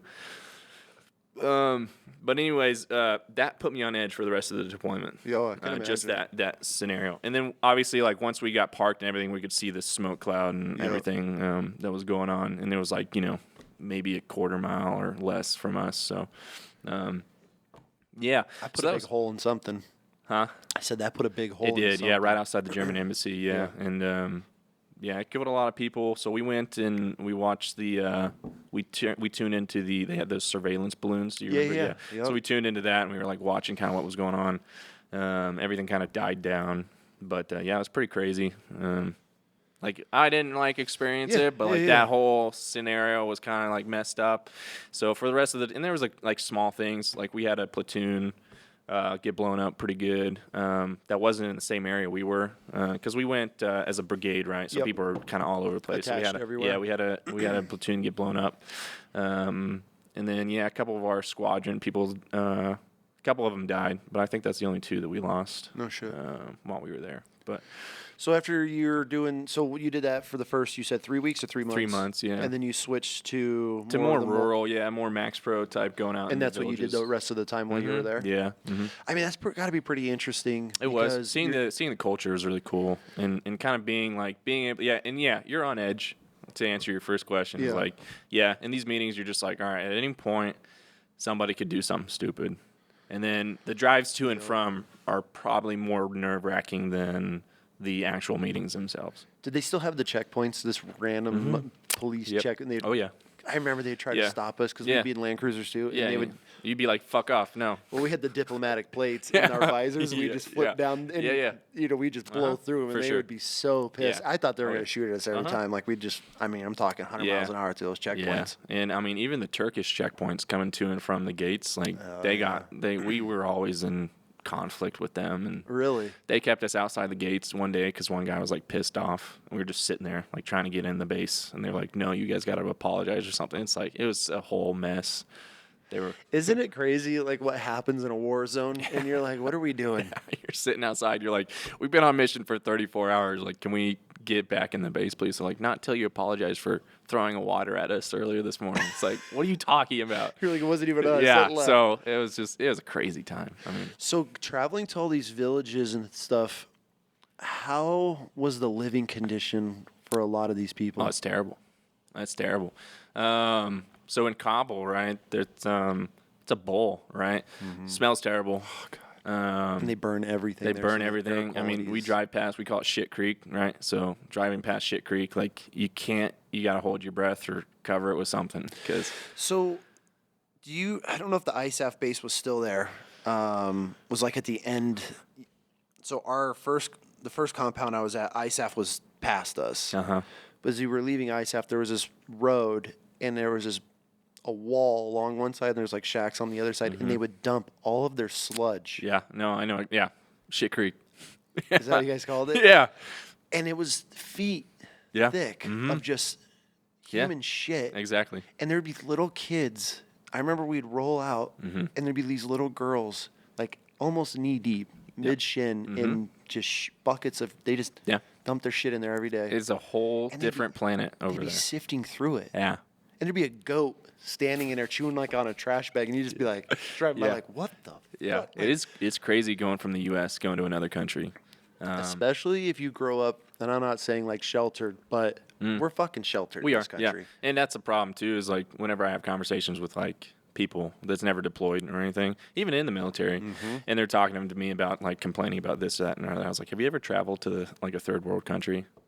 Go do that, and then we can have this conversation. It's sad, you know, and then especially being at the embassy and in and around that, you can see the history of Kabul and Afghan and how it has just regressed. Yep. And I mean, they had some of the best colleges for like engineering and like, you know, I mean, it was booming. And then you see the old cars, so it almost looks like it was just trapped in time. I mean, and we had some meetings where I'd sit in with like these higher Afghan government officials, and we'd listen, and you know, not to anybody's offense, but I'd sit there and be like, I knew high school students that were smarter than this. For sure. And they're running a country. Yeah, exactly. And it's like, and it's hard to sit there and like do all these missions and be like, man, how are you guys ever going to develop this They won't. without outside help? It'll And never That's the happen. point. Yeah. It's like some of the laziest people there. It's like, this isn't going to work. And it didn't, obviously. So It's crazy. That's been my biggest thing. You know, I look at it as a blessing, in you know, being able to travel to. I've gone to so many countries, you know, due to the military. yeah. And it's just like, God, you feel so bad for them, or want to at least, because that's their life. And it's not like they're voting for it. It's you know, and that's what scares me about this country. It's like, guys, we have it. We have it so good. Yeah. We have it so. The fact that you can just turn your sink on and wash your hands. Yeah. Or drink from the sink. Drink from the sink. There's very few countries you can just drink from the sink. Or sit down on a toilet and take a shit and scroll on my phone.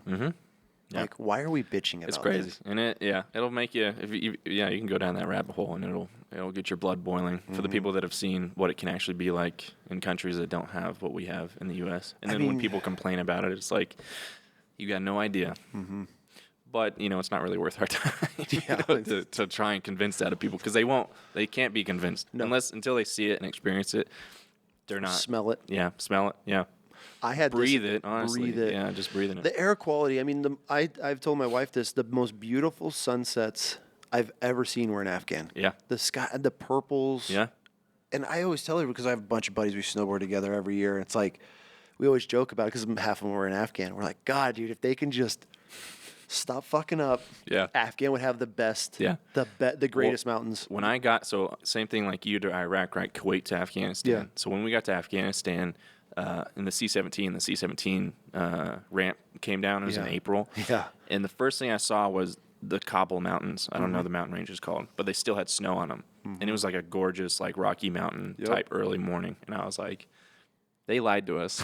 We're not in Afghanistan. Yeah. But it's a pretty country. Like, it's Beautiful. very pretty. Yeah. It's There's a lot of beautiful. places where I was like, this is a really nice country. Yep. Take all the culture and the stuff out. Politics out of it. Everything. So Yeah, if they're just trying to cut your head off with a rusty spoon, it would be a great place to go snowboarding. yeah, and now it's even worse. So That it is. Yeah, Afghan's an interesting place, man. It's fascinating to just be able to experience. I'm glad I didn't go in the military. I just went on the civilian side of things. But even just experiencing that, it's like, holy shit, are we stuck in time? I mean, we'd be out on a patrol, and there's a donkey on a fucking cart, and these little kids would just, I mean, you'd see these women and children sitting in the same spot on like the corner of a road all day, every day. Yeah. For a week, every time you'd roll through, they're there. It's like, what are you doing? Did you go through any of the bazaars while you were there?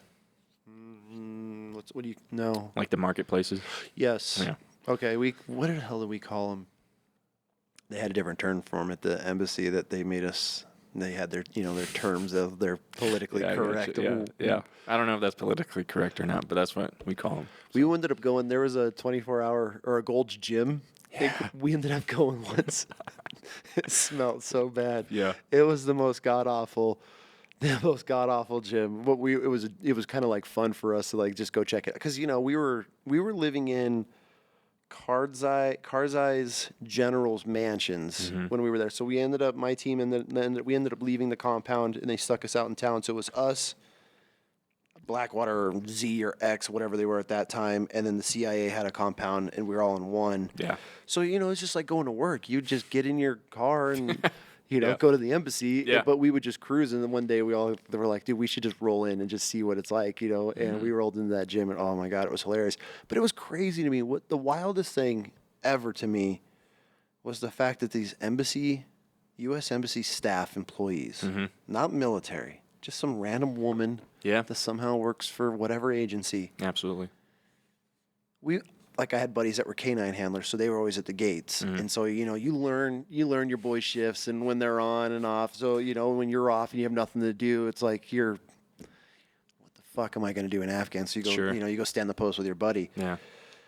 I'll never forget standing at the back gate, not the Masood Circle gate, but the one on the other side of the embassy, the back, we call it the back gate. And there would just be these American women come jogging in. Yeah.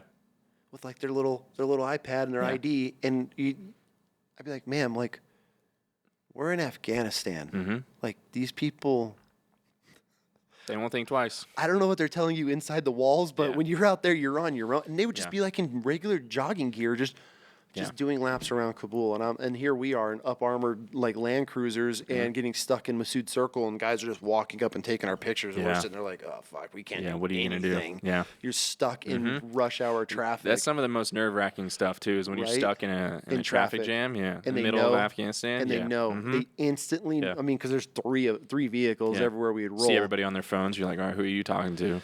Yeah. That's the most like. Dude, my introduction to Afghanistan was we flew to Dubai on a civilian flight, and then because contracting, we didn't do any military, and then we took a flight from Dubai straight into Kabul International Airport. Right, we land, and we're just. I have no point of contact. We're waiting for the call. We're waiting for our luggage. We're just like getting off a normal plane, and we were not private. We weren't military. Like, we're on a civilian plane. Sure. We're the only Americans. There's a handful of us, so it's pretty obvious, right? And these dudes instantly just boom. They're all just in the way that they look at you. You're like, oh my God, this dude is gonna eat my soul. Yeah, the most hatred you can imagine. Times 10. And we're waiting for our luggage, and there was this guy that we went through training. He wasn't in my training class. He was a class ahead of us, but the company I worked for was completely messed up, and they lost a bunch of people's paperwork, and so some guys got held back, so he ended up flying with us. Well, fortunately for me, I had really good guys on my team, so we were all together. We hear this screaming in the airport. Where the fuck's my luggage? Screaming, and it's Americans screaming, and we're all like looking, and this guy, he had built a reputation during training, like he was just this hothead. He was screaming at everybody, trying to fight everybody. He was this little Asian Marine drill instructor. Great. I should just name drop this guy, but I might know him because I've known a few of them. This dude was wild, and he's screaming at these employees in the airport because they lost his luggage. But like, our luggage isn't even out yet. Yeah. And I'm talking like drill instructor knife handing these Afghan civilians in the airport. And I was like, yo, like, and our bags start coming. I'm like, hey, let's fuck this dude. Like, he's not with us. He's not on our team. And I am not going to put myself into that situation, right? No. Hey, this is civilian. This ain't military. You're on your own. So we get our luggage, and as we're walking out, like, you're walking through hundreds of people, it felt like. I don't know. There's nothing else to do in Afghan, especially Kabul, except for, I guess, go hang out at the airport. Yeah. So you're, like, fighting through this crowd, and dudes are just filming, like, in your face, filming you. And, like, you're just like, oh, my God. There's no, with those people, there's no boundaries, like personal boundaries. Zero. Like, they will get into your face. Immediately. It's crazy, yeah. And I'll never forget, like, we had no guns, no weapons, no body armor, just literally left Dubai on an Indiana Jones plane. I swear to God, bro, there was chickens in the back. No, I got to, Imagine an Indiana, like the plane, like the little Dr. Jones, that kid, that was the plane we took from Dubai to Kabul. And dude, it was one of the worst flights of my entire life. That's awesome. It was god awful. It smelled like diesel and BO. And just chickens running around. I swear to God, there was a goat in the back. Like, it was the wildest shit. And then we land, and then we're being filmed, and this dude's trying to fight these Afghan airport employees. That was my, like... That's a good introduction. That was my intro to Afghan. Yeah, wow. I was like... And then they tried to shake us down. Yeah. As we went through this little Connex box, they made all of us go through this little security checkpoint, and the guy pulls my brand new boots out, like my 511 boots, and he's cannot have. And I'm like... I was like, can I have? Meaning he's gonna have. Yeah, I'm he's gonna have it. Yeah, he's gonna take it. This ain't happening. Sure, so I ended up getting in this huge argument with these dudes that were trying to steal our gear. Yeah. And we weren't gonna let them. I was like, hell no. And so we ended up finally making it through there. We get in our vehicles, and then that was the start. That's awesome. But then that guy that was in the airport knife handing, he ends up becoming my boss. Oh, great. I end up getting in a physical altercation with the guy because I made fun of him. Yeah.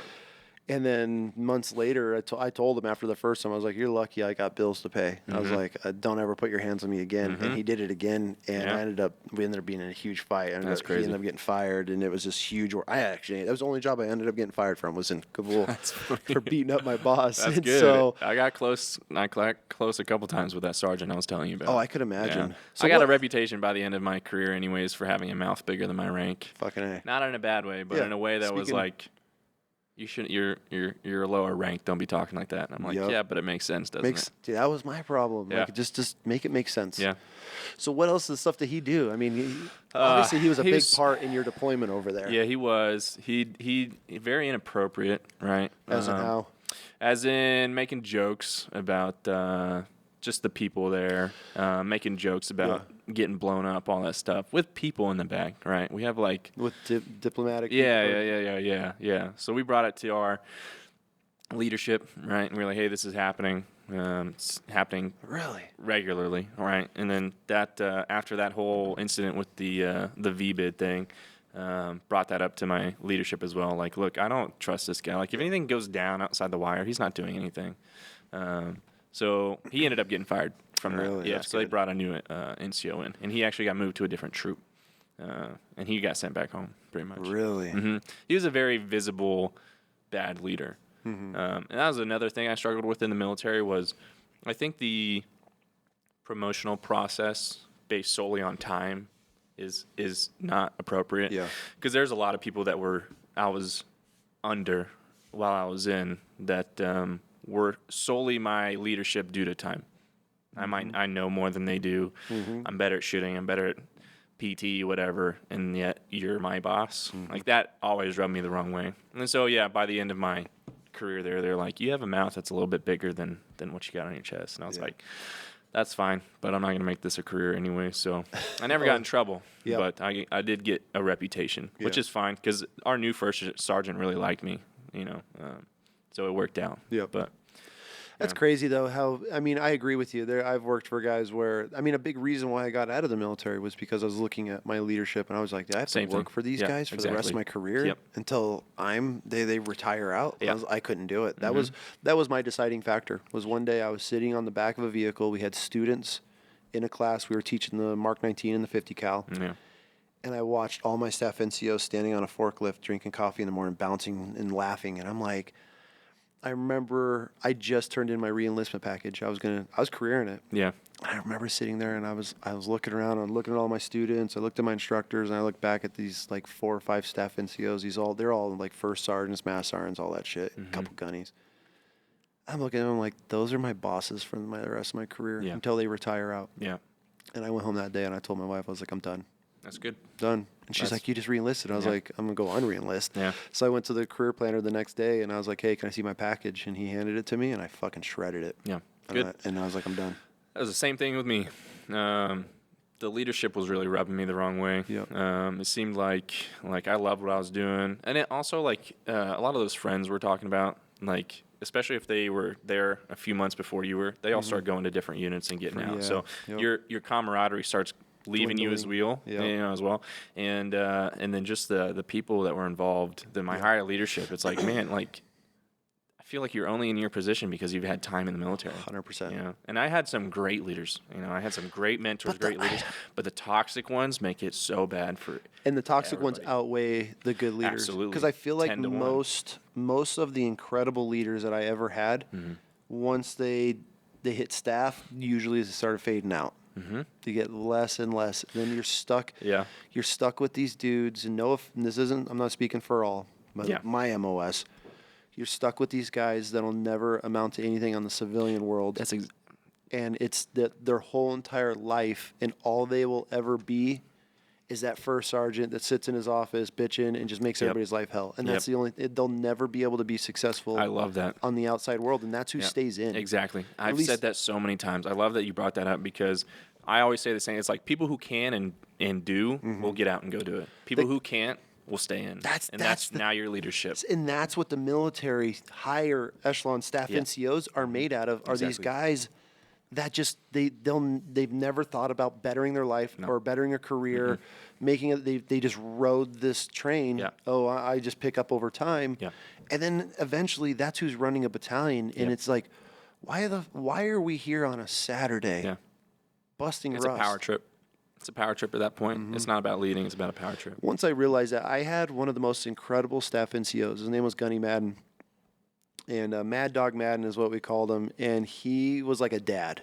Yeah. He fucked up. You fucked up, Marshall. I was like, oh, God. Like, it's like, when you let your dad down, you're like, I'm sorry. I'm sorry. But if they chewed your ass, you're like, Sure. That's how this guy was. And he'd gotten in a bunch of trouble, I think, when he was like a troop. So he never ended up, it took him forever to pick up Gunny. And then once he did, he was at his mark.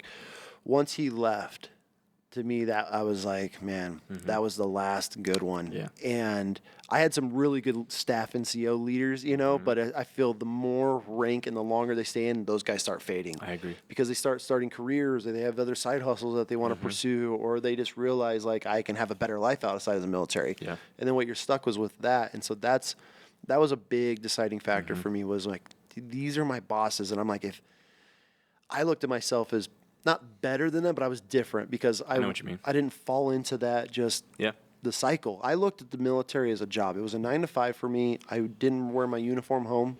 I went to work. I changed in it. Not that it was a pride thing, but I separated the two. Yeah.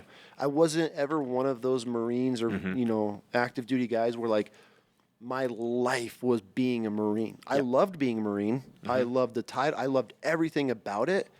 But to me, like, I'm at work. Like, I don't need to bring that home. Absolutely. Right? Yeah. And so, but then I'm looking at these guys, I'm like, these dudes, they know nothing else besides being that guy in the military. And so that, to me, I never want to become one of those guys. And I saw a lot of stuff and heard a lot of stuff that was just like, that's not the military to me. Like, there was one of my good friends, Woodside, that I just told you about. Yeah. He had a family, 2 kids, and something was going on with his kids, and we were on lockdown for something on base. And This is stateside or in Afghan? and it's stateside. Okay. This was stateside at this point. Yep. This was towards the end of me getting out. And this was one of those things that, like, built up. Moment. And it was like one of those things where we were like in the Bay Area, and he's like, hey, like, my daughter's sick. I need to, like, go home and, like, take care of this. Yeah. And the first sergeant's like, well, we're on lockdown, so you can't. And he's like, first sergeant, she's, like, real sick. And he's like, well, if the Army wanted you to have a family, they would have issued you one. So just sit here. And I was like, that's the mindset. I think I'm done. Like, that is 100% the mindset. Yeah. Like, the more, like, well, you shouldn't have had a kid. yeah. It's like, so you want me just to, like, stop my whole life? Like, Yeah. So not only are you punishing me because I've started a family and I'm doing what makes me happy, but now it's a punishment. Yeah. That, all the time, man, all the time. Like, that's where I loved being a staff NCO. I loved having my sergeants, especially like my last station of being an instructor and having my own team. I finally was like, all right, I fucking made it, and I'm gonna treat every one of these dudes how I always respected my leadership that treated me.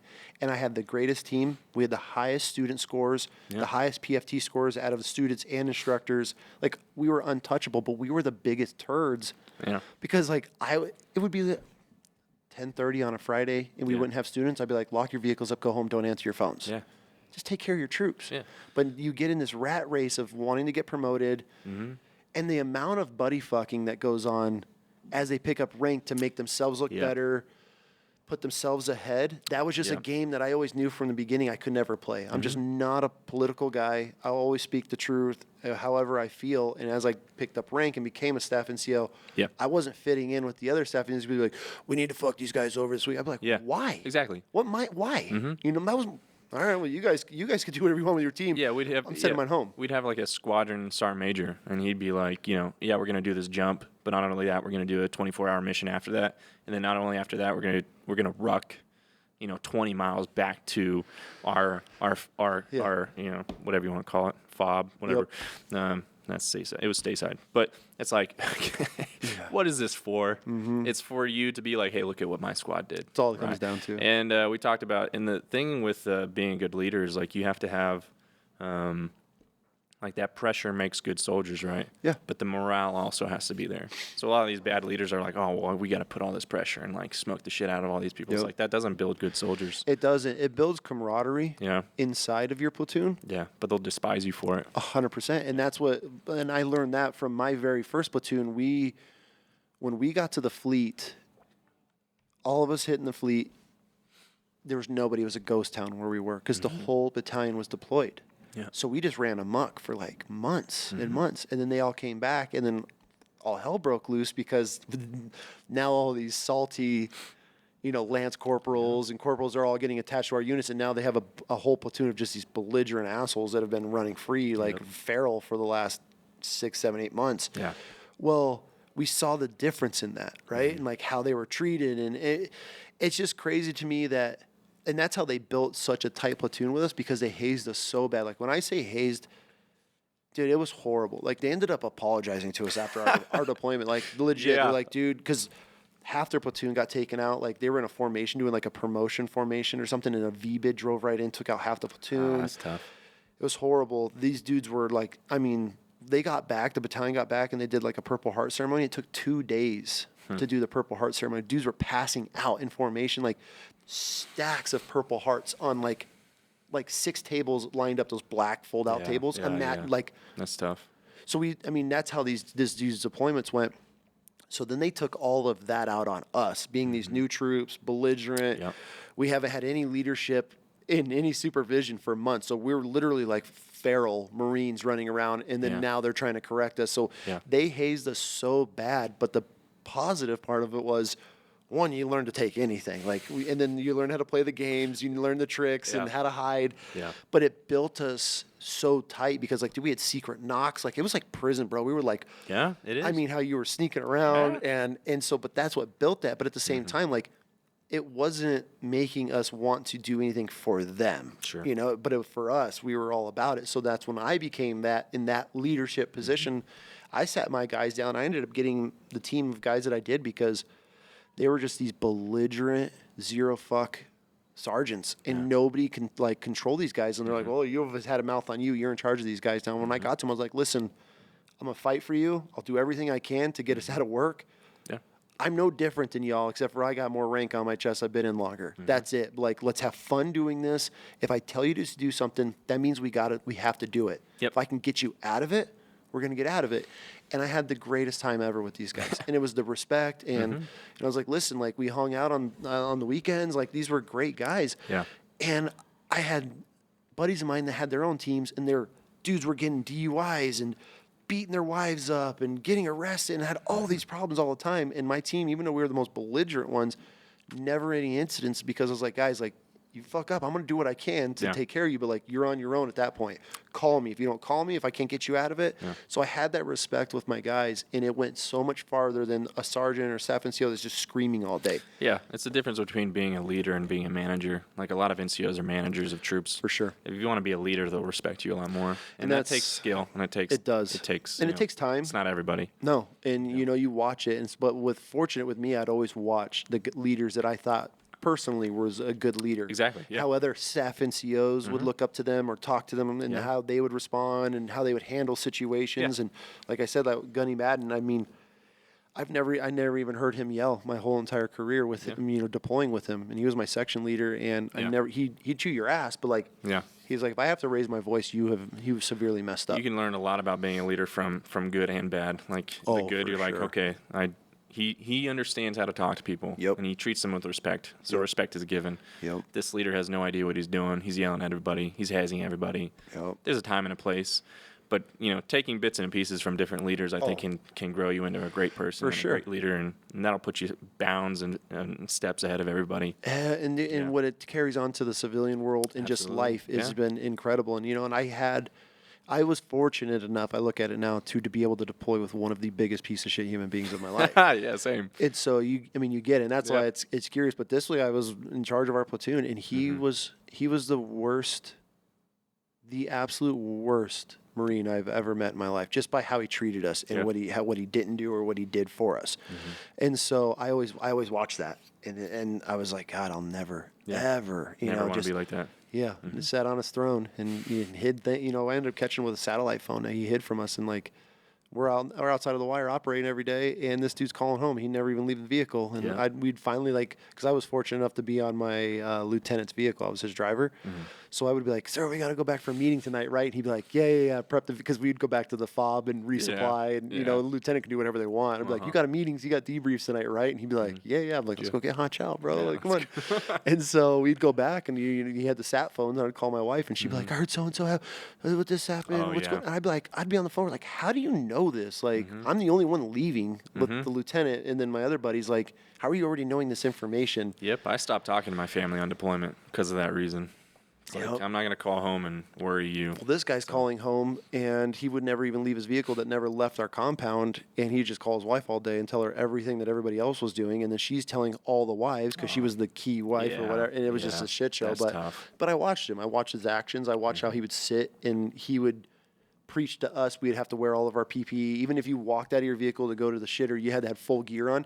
This motherfucker would run 100 yards over to the shitter or walk with no gear on, and you'd correct him, be like, "Mind your own." Like, you literally just chewed my ass because I didn't have a throat protector on walking to the shitter, and here you are in your freaking silky shorts and sneakers.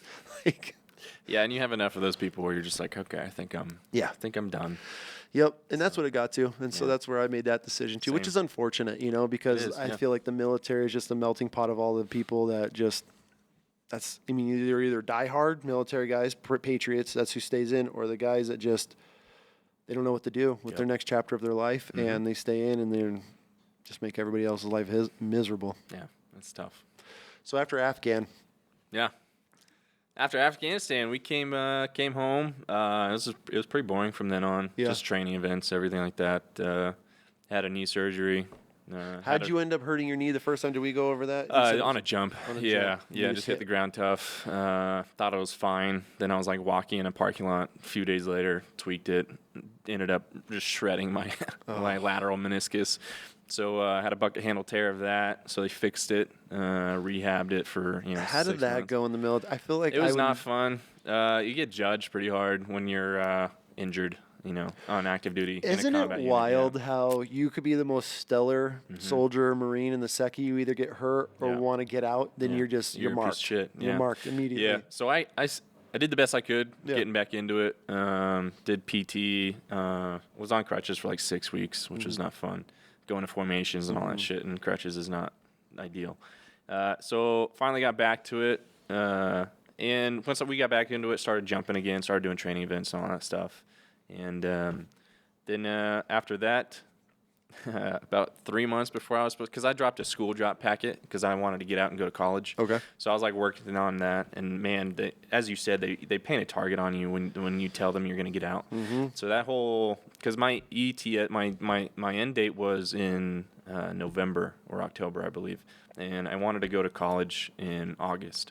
So I was like, all right, I'm gonna fill all this paperwork out and get this done, and it's just a stack of bunch of stuff you got to get signed and everything. So I got all of it done, and I finally got that filled out and done. And they turned it down like 10 times. They're like, hey, you need this, because there's a list of documents you need. So I'd get all the list, and I'd go in, I'd turn it in. They're like, well, you actually need this and this, and I'm like, all right, I'll go get it. All right, here you go. Oh, you're actually missing this, right? Yeah. And this was a whole cat and mouse game for like 3 or 4 months. Really? Mm-hmm. Yeah. And it was funny because my platoon sergeant knew because I was trying to get out and go to pre-veterinary medicine. Okay. And so my platoon sergeant would know about this. And so, every week, every other week, he'd come in and he'd be like, Grommet, big, like 6'8", big black dude, and just like deep ass voice. Grommet, they turned your packet down again, man.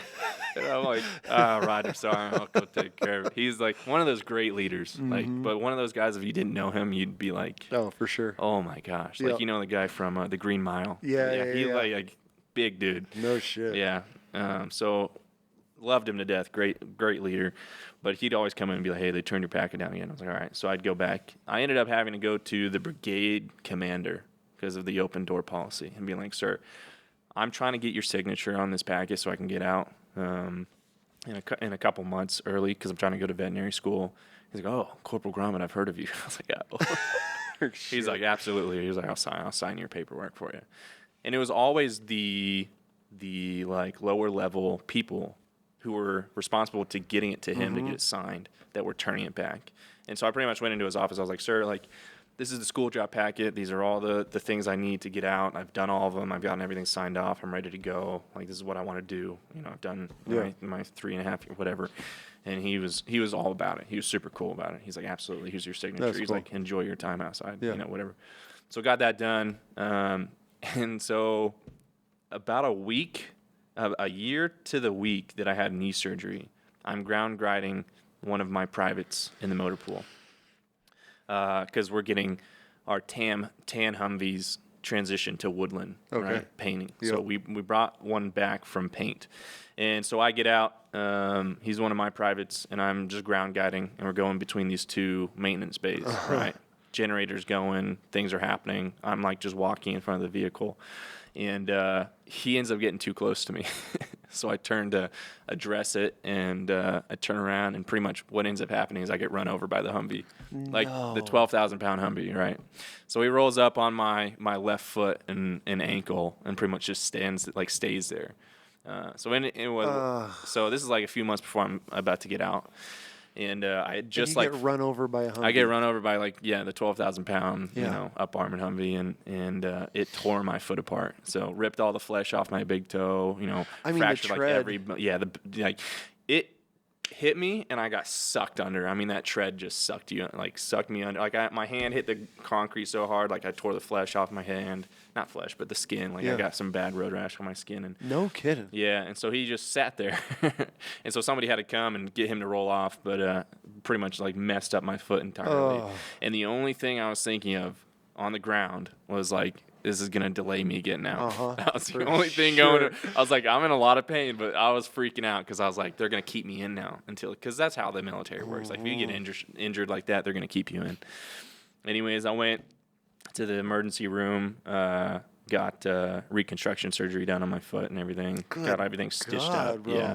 And then so now I'm on crutches. So I have a bad right knee and I have a bad left foot.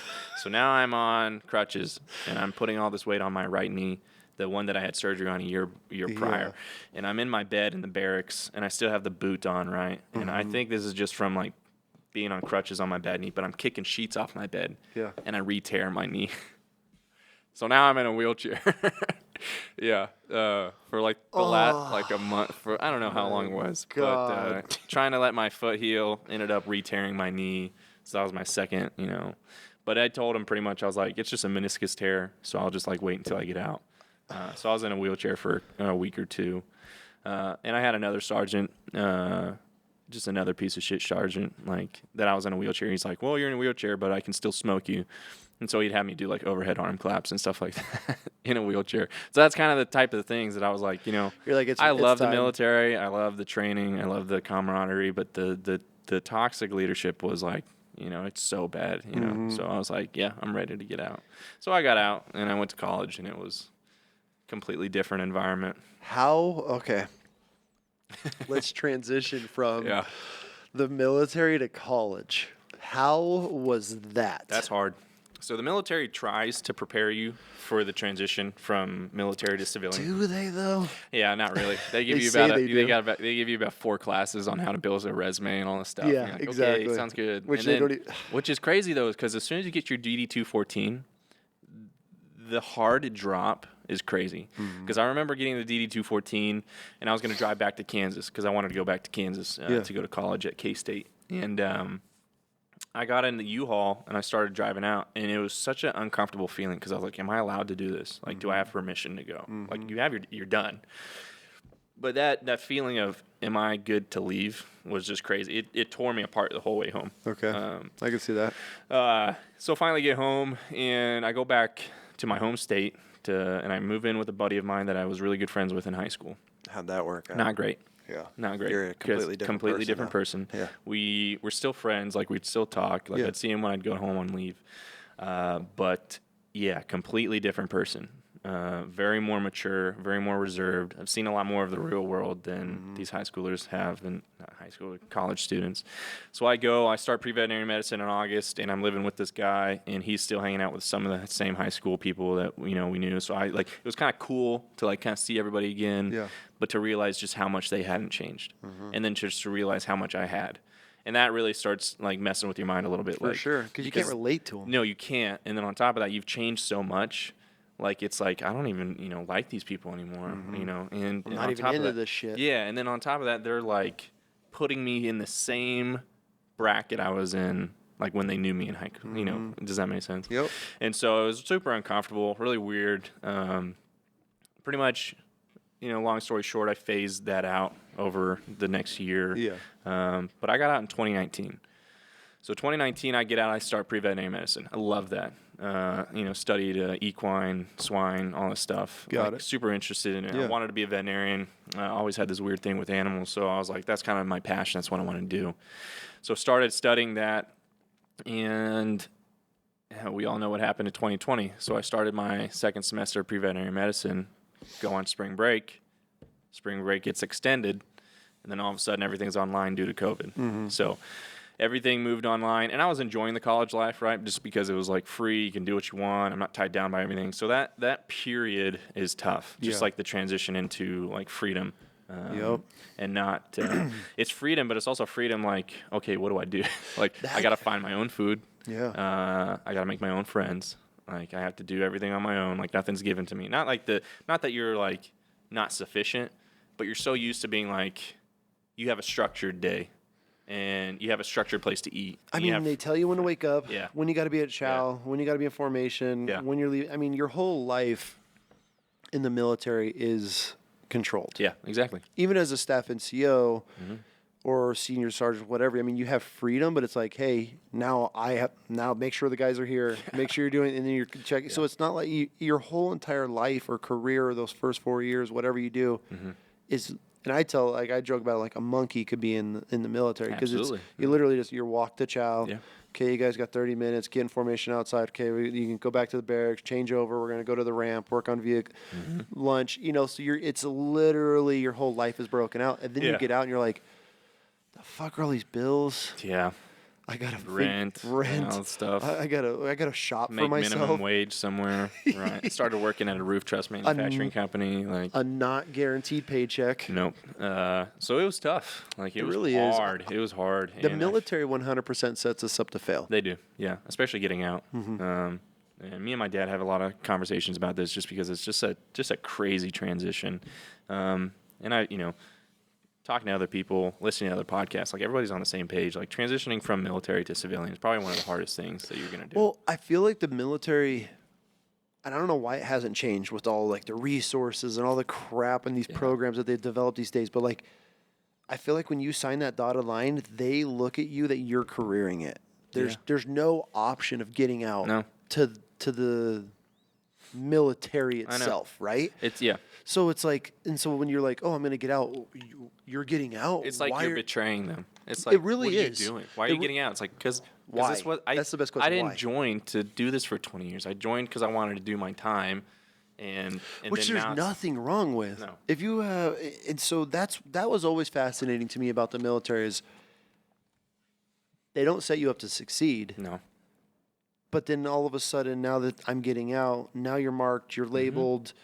You're the you could be the most squared away guy in the world, and as soon as you make that transition, but there's nothing wrong with signing up, doing 4 years. Cool, I did my time, I served my country. I want to pursue something else, or 8 years, whatever it is.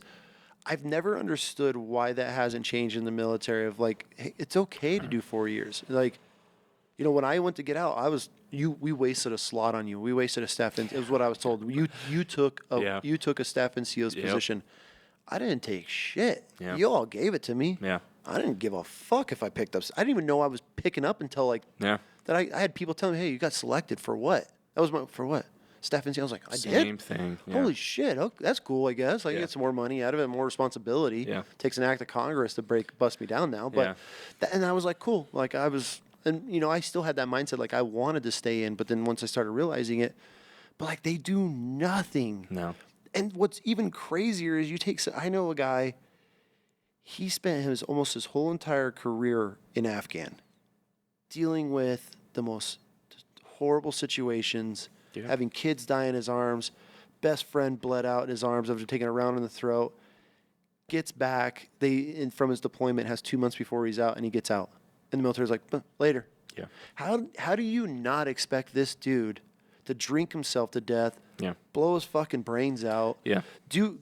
How are we not processing this? They're trying to do so much for us as veterans, but like, why don't we start on the active duty side of things and helping people transition? You have the active duty portion, and you have that tiny little transition period, and then you're dropped. And unless you go get help from the VA, they're not coming to you. So there needs to be a civilian sector type thing. That's I your don't next know anything transition. about it, but there needs to be something that is a soft catch for you on the outside. There needs to be a post-military. Yeah, absolutely. That's even if it's a year, you sign that contract, you got 4 years that you serve, but then it's technically you have 1 year. Even if it's a year, imagine how many guys would get help. It's like they're literally destroying your bodies, breaking your mind, putting you through the worst situations, some of the best situations, not all negative, craziest shit you've ever done in your life, and then all of a sudden one day you drive out the front gate and you never come back. Yeah. And it's like, how are they not expect, like, how's it not registering? Like, I wonder why all these dudes are killing themselves. Yeah. Even guys that aren't even deploying are having all these issues because it's still you're controlled like a robot for however long you're in, and then all of a sudden they're like, okay, cool, pull the plug. And it is literally like they sever the head. Well, I think it also stems from a lot of people when they get out, they don't have a plan. Thankfully, I had a plan set forward, so it was easier for me to be like, okay, now I'm going to focus on going to school, going to college. A lot of people get out, go back home, live with their parents. I'm going to be a cop. Be a cop, do something on the side, and then they just go downhill from there because they're like, well, I don't have any structure. It's because you didn't plan it very well. So I think there's a side of the veterans' responsibility, but there's also a side of the military. Yeah, and but it's if just you look at bridge it, the gap. I worked right up until the day I got out. I know, you're still going to formation. You're still doing PT, even when you're transitioning out. Even if you're getting your DD 214 tomorrow, you're still showing up for PT and so it's not. They give you time. Right? Yeah, you have an hour. But, be back by lunch. Yeah, but during this time where you're checking out, you're going to SIF. You're trying to turn in you're trying to find your gear that you've missed over. Clean it. Yeah. Steal it. Acquire it. Go out in town and try to buy some used shit from. Absolutely. You're trying. It's not like you're like, oh, cool. I get this next month or two to like transition and learn and start looking for jobs. You're working. You're checking out. 2 weeks. Yeah, they give you 2 weeks. You're driving all over base, getting all the signatures you need, turning all your gear in, going to the freaking. I mean, the armory gave me shit. Your weapon's dirty. I'm like, I haven't had a weapon in 2 years. Yeah, I'm an instructor. Like, what fucking weapon? Yeah, that I have to. I'm at the armory all day cleaning it so I can check till I can get a signature. Yeah, it's like, So I mean, I get it. We could do a little bit of proper planning, but at the same time, with like. How they set you up, No, you got 2 weeks. Cool. Yeah, I think it's tough. It is. It's weird to me, and I've had conversations with buddies like, how do they stop? They always talk about veteran suicide. It's like, why don't we start by helping? With start. And there's a lot of charities. Like I have my own charity, but like, there's a lot of charities and programs. But at the same time, these dudes aren't reaching out. Yeah. The ones that need the most help aren't reaching out. Yeah. And so it's like, okay, cool. But if they had that transition period, okay. These are companies. Like, you mean to tell me as a government we couldn't put out something that, hey, what companies are veteran friendly? Where we have I was about to say the same thing, right? Like, could we like just channel veterans into border control or the police academy or something like that? Be like, have a more dedicated recruiting. Because all I heard when I was getting out was like, why aren't you going to National Guard? Really? Why aren't you going to the reserves? You just don't want to serve anymore? It's like, no, I just want to focus on what I'm going to do. But it'd be nice to be like, hey, there's a border control available. There's a police academy available. There's, just even security jobs. Security jobs for schools I think would be great. Just like a you would tell me if we put a couple of veterans in every school. Yeah, exactly. Yeah, I think that. And they wouldn't stand there with pride. No. Knowing that you're guarding children all day. Yeah. Obviously, vet the guys. Yeah. Do the proper process to get these guys on. But how have we not started programs? You mean to tell me Border Patrol? Right now, we couldn't. you were out, you had a guaranteed slot on the next class because you're a veteran. You still got to go through, pass everything, but at least you're guaranteed a slot. As a firefighter, a law enforcement officer, you right now look at all you hear about is the numbers are down on law enforcement. Nobody wants to be a cop. You mean to tell me every one of these dudes that are getting out of the military, if they had an opportunity to walk right on a police department? I've had plenty of guys that gone to college being like, I'd rather do police work. It's like awesome. Just glad to hear that. You know, so I think we could funnel them a little bit better. Absolutely, but I think once you turn in that, you get your DD-214, you're a civilian now. It's a little stone in a pond. It's like, all right, see you never. Yeah. We don't care. Thanks for nothing. Yeah, you know, someone used to tell me, the train keeps moving when you get off. Like for sure, it doesn't matter. Yeah, and you got to have your legs running when you hit the ground. Absolutely. Yeah, it's crazy, but I don't know why. I don't know how it ever starts, like, you know, but it's like, how is there not a database of just, I'm sure there's something, but I've never seen or heard of it where here is a list of all these companies that will hire just because you're a veteran. I mean, they're out there, but like, how is the military not put this together? Like, here's a list of everything. Even working with the VA, they don't come to you. Like all the stuff that I've had to get from the VA, it's been like a process. And I try to advocate for like veteran disability and all that stuff. And like all my friends, because at my job, you know, flying helicopters, a lot of us are veterans, and almost none of them have disability claimed, and some of them have been on deployments and all that stuff. And I'm like, go do this. They're like, well, it's a process. I'm like, yeah, it's a process, but it's worth the process. You know? It is, but the process is what's so frustrating. It's so hard, and it's not easy to do. It's not. It's not. You got to jump through 17 different hoops to get to where you need to go. Trying to log in and get your e-benefits my God, alone makes you want to just absolutely go AWOL, because you're just like, how is this so difficult? How have we not gotten to the point where I can just simple code get in, you know? And then there's all everything. But that right there turns so many guys off, because we work, you know, I work with so many wounded veterans, and then I'm like, what's your claim? They're like, I haven't done it yet. I'm like, when did you get out? Oh, 2012, 2010. I'm like, you've gone all these years? And they're like, no, I tried. Before we moved here, the VA that I was using, I went 4 different times, and the first 4 times I had to do the process 4 times because they lost everything. Was starting and I finally I gave up. I'm like, what's the point of going if I have to redo this every single time? So I got that second knee surgery out with the VA, and they were giving me, I want to say I was at 50% for the knees and the hip and in my foot. And when they gave me my surgery and they gave me like 6 months of recovery, they bumped me back down to 30 because they were like, we fixed you. Don't you love the military? Isn't it great? Yeah. So I had to go back in and be like, hey, this is still a issue. Like, just because I had surgery, it's almost worse now, you know? And so it was a whole uphill battle. So I actually worked with a guy named Wes out of Caldwell, one of the veteran advocate guys. Nice. Who helped me claim and go through my medical records and all that stuff, which really was helpful. That's good. Yeah. I think everybody, if you serve, and there's some guys that'll disagree or agree with this, but I think, like, with how much money we're sending to the Taliban. I mean, we've seen what's come out lately on that. And sending like $40 million a day to the Taliban or a week to the Taliban. I mean, it was on Sean Ryan's show, and to Ukraine and everything else, right? Yeah. Every veteran, you serve your country and do a minimum of 4 years, you should automatically rate 100% disability. Like, here's your paycheck for serving your country. Have at it. That way, I mean, we're spending hundreds and hundreds of millions giving of a lot dollars. more to other people than the people who serve our country. Right? We're just printing it. Yeah. I mean, people's backs are messed up. People's shoulders are messed up. Like, the amount of push-ups, the amount of rucks, the amount of paratroopers. I will say the last time I went in to get quoted, like, they were like, oh, there's even a specific box for a paratrooper now, because so many paratroopers are messed up from hitting the ground so many times so hard. So it's like if you're a paratrooper, or even if they broke it down to certain MOSs, like you're a paratrooper, 100. Yeah. Like, if you're a grunt, 100. Tanker, sure. 100. Yeah. If you're in any like this combat MOS, combat support, anybody that's ever had to just do the absolute bullshit. I mean, Motor T. Look at those dudes. I mean, they live in a fucking 7-ton for months on end, where you're just sleeping on ammo crates in the back. Like, cool. Your back's fucked. I don't know why we have to go through hoops. It's insane. In battle for every single thing. It's all politics. It is 100% politics. Yeah, that's whatever.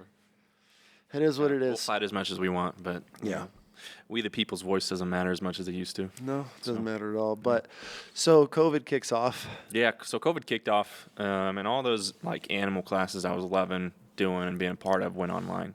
And another thing is like transitioning back to the school. Like my first semester was pretty rough, just because like getting back into studying, taking tests. And you jumped right into it. Oh, absolutely, yeah. I mean, I want to say I got out on like a Thursday, maybe a Wednesday, and school started on like Monday or something. Really? They gave me like, so you only get 10 days. If you do that school drop packet, they're like, when's your school start?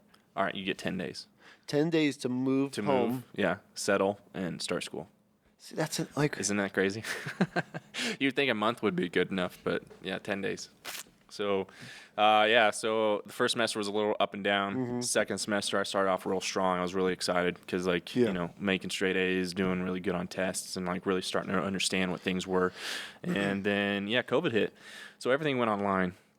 And it was just really hard doing that stuff online. And obviously, like, the middle of COVID, we're all kind of like, what's going on here? Like, what's this going to do? But, so I finished that second semester out, and I sold, so I was in veterinary medicine, and I sold my motorcycle to this guy, and his mom was there, and she was married to a retired Army veterinarian.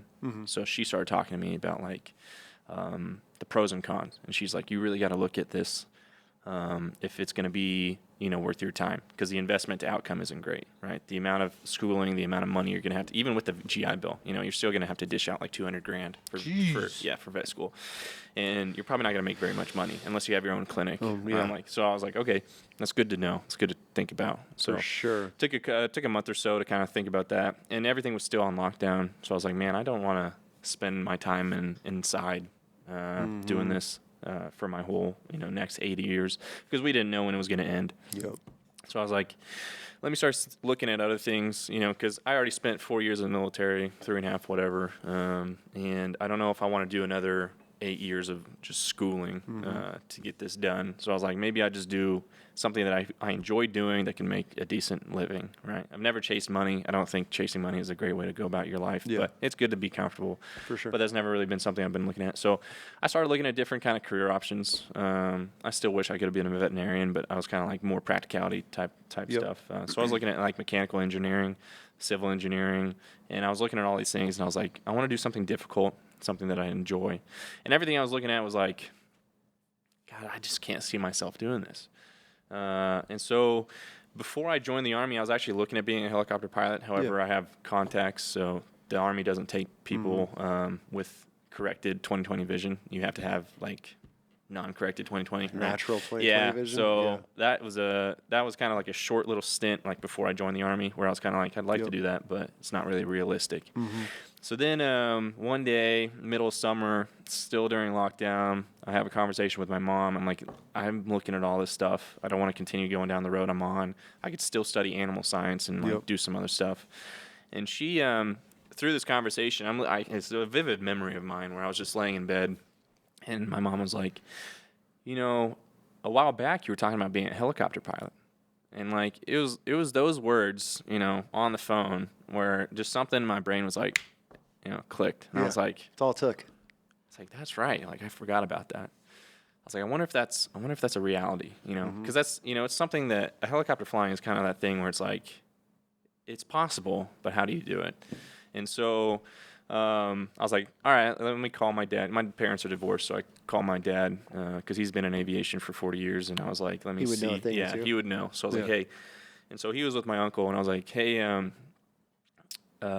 would it be possible for me to become a helicopter pilot? Is that like a realistic goal? And he's like, absolutely. Like, we just got to find the right school. And so so he was like, let me call you back later and we'll talk about it. So we had a conversation about like how to kind of go forward from this. And that was summer of 2020. And so I found a school in southern Utah, and I didn't want to pay out of pocket. I was like, how can I make my GI Bill work here somehow? And so I found a school in Utah called Southern Utah University who took, they advertised really well. And they were like, yeah, we can take the GI Bill, and you just partner with the college, and you go through helicopter training.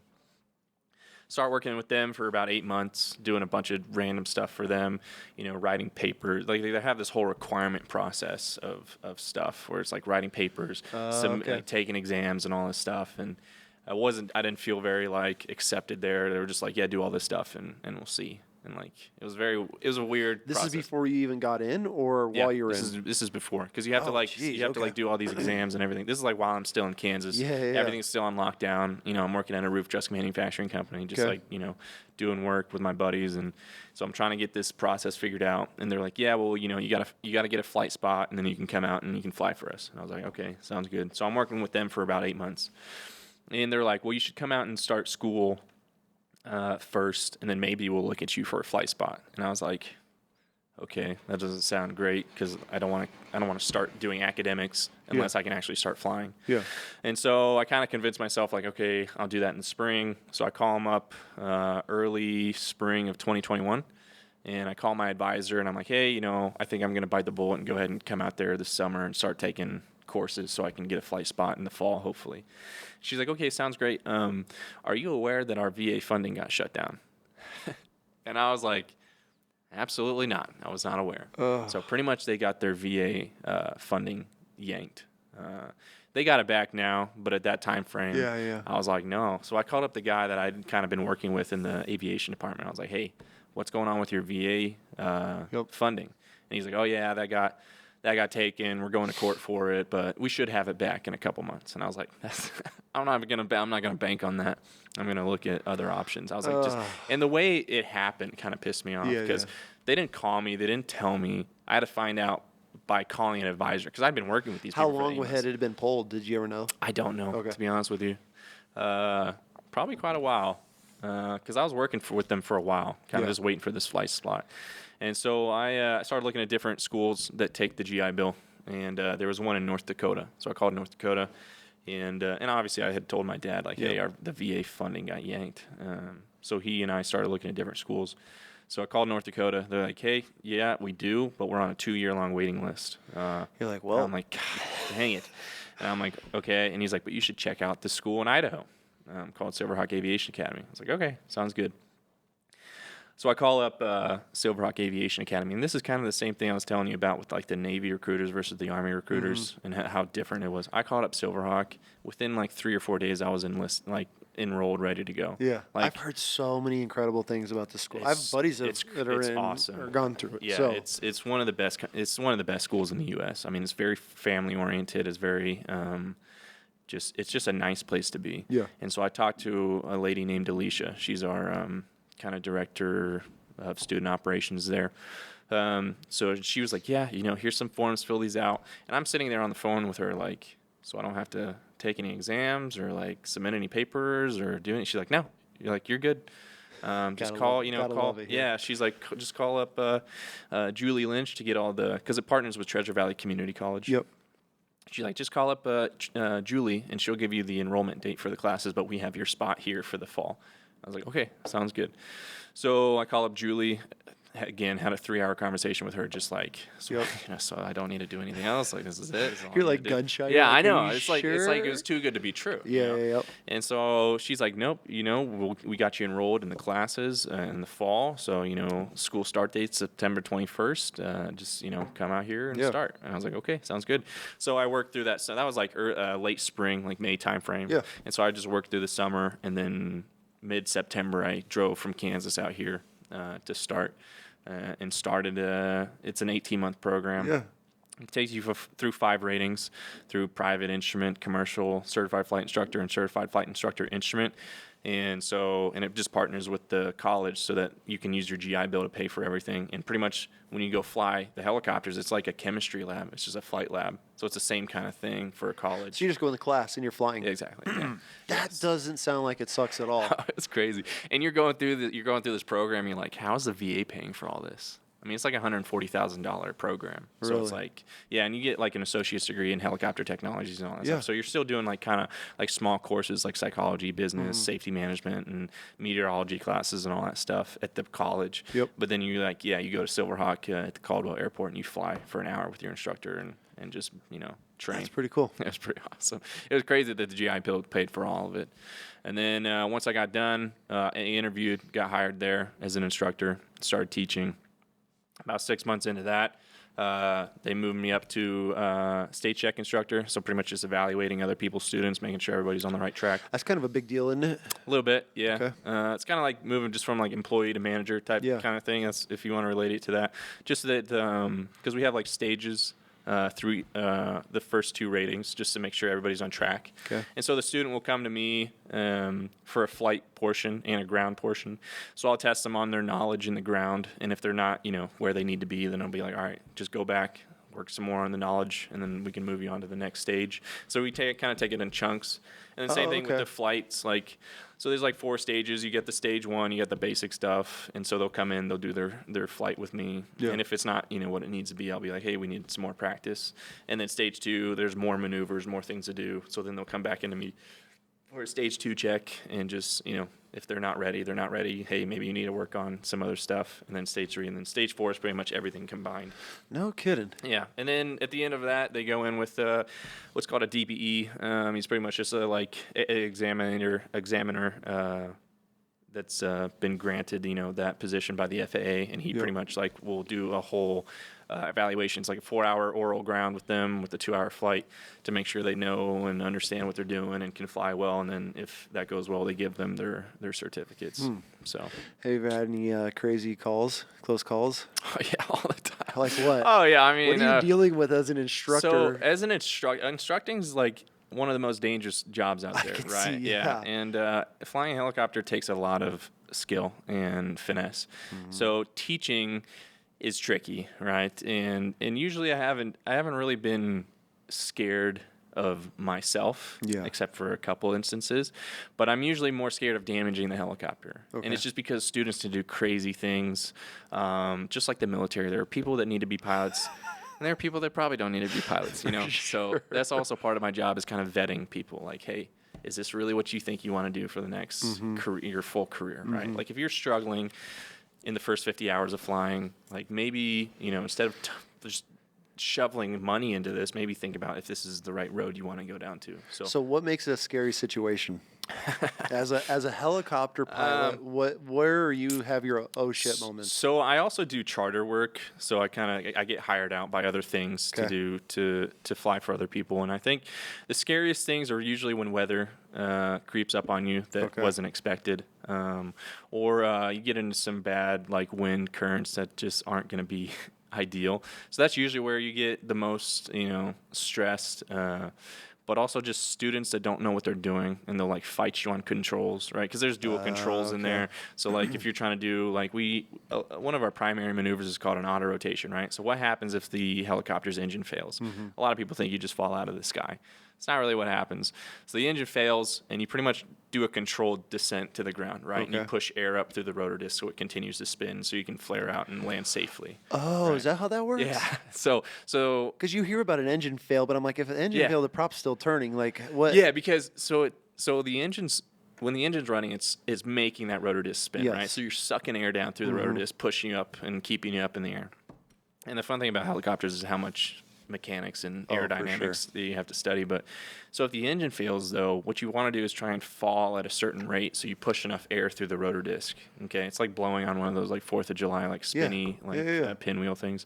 So that's what you're doing with the rotor disc. Interesting. And pretty much you're trying to maintain that rotor RPM all the way to the ground to where you can use that rotor RPM to flare out and land on the ground safely. Are they usually a soft landing, or are you? So we don't until CFI, which is your 4th rating. You don't do actual full down auto rotations. I could feel like that's pretty sketch, and you could damage a bird pretty absolutely, easy with that. And it happens every once in a while.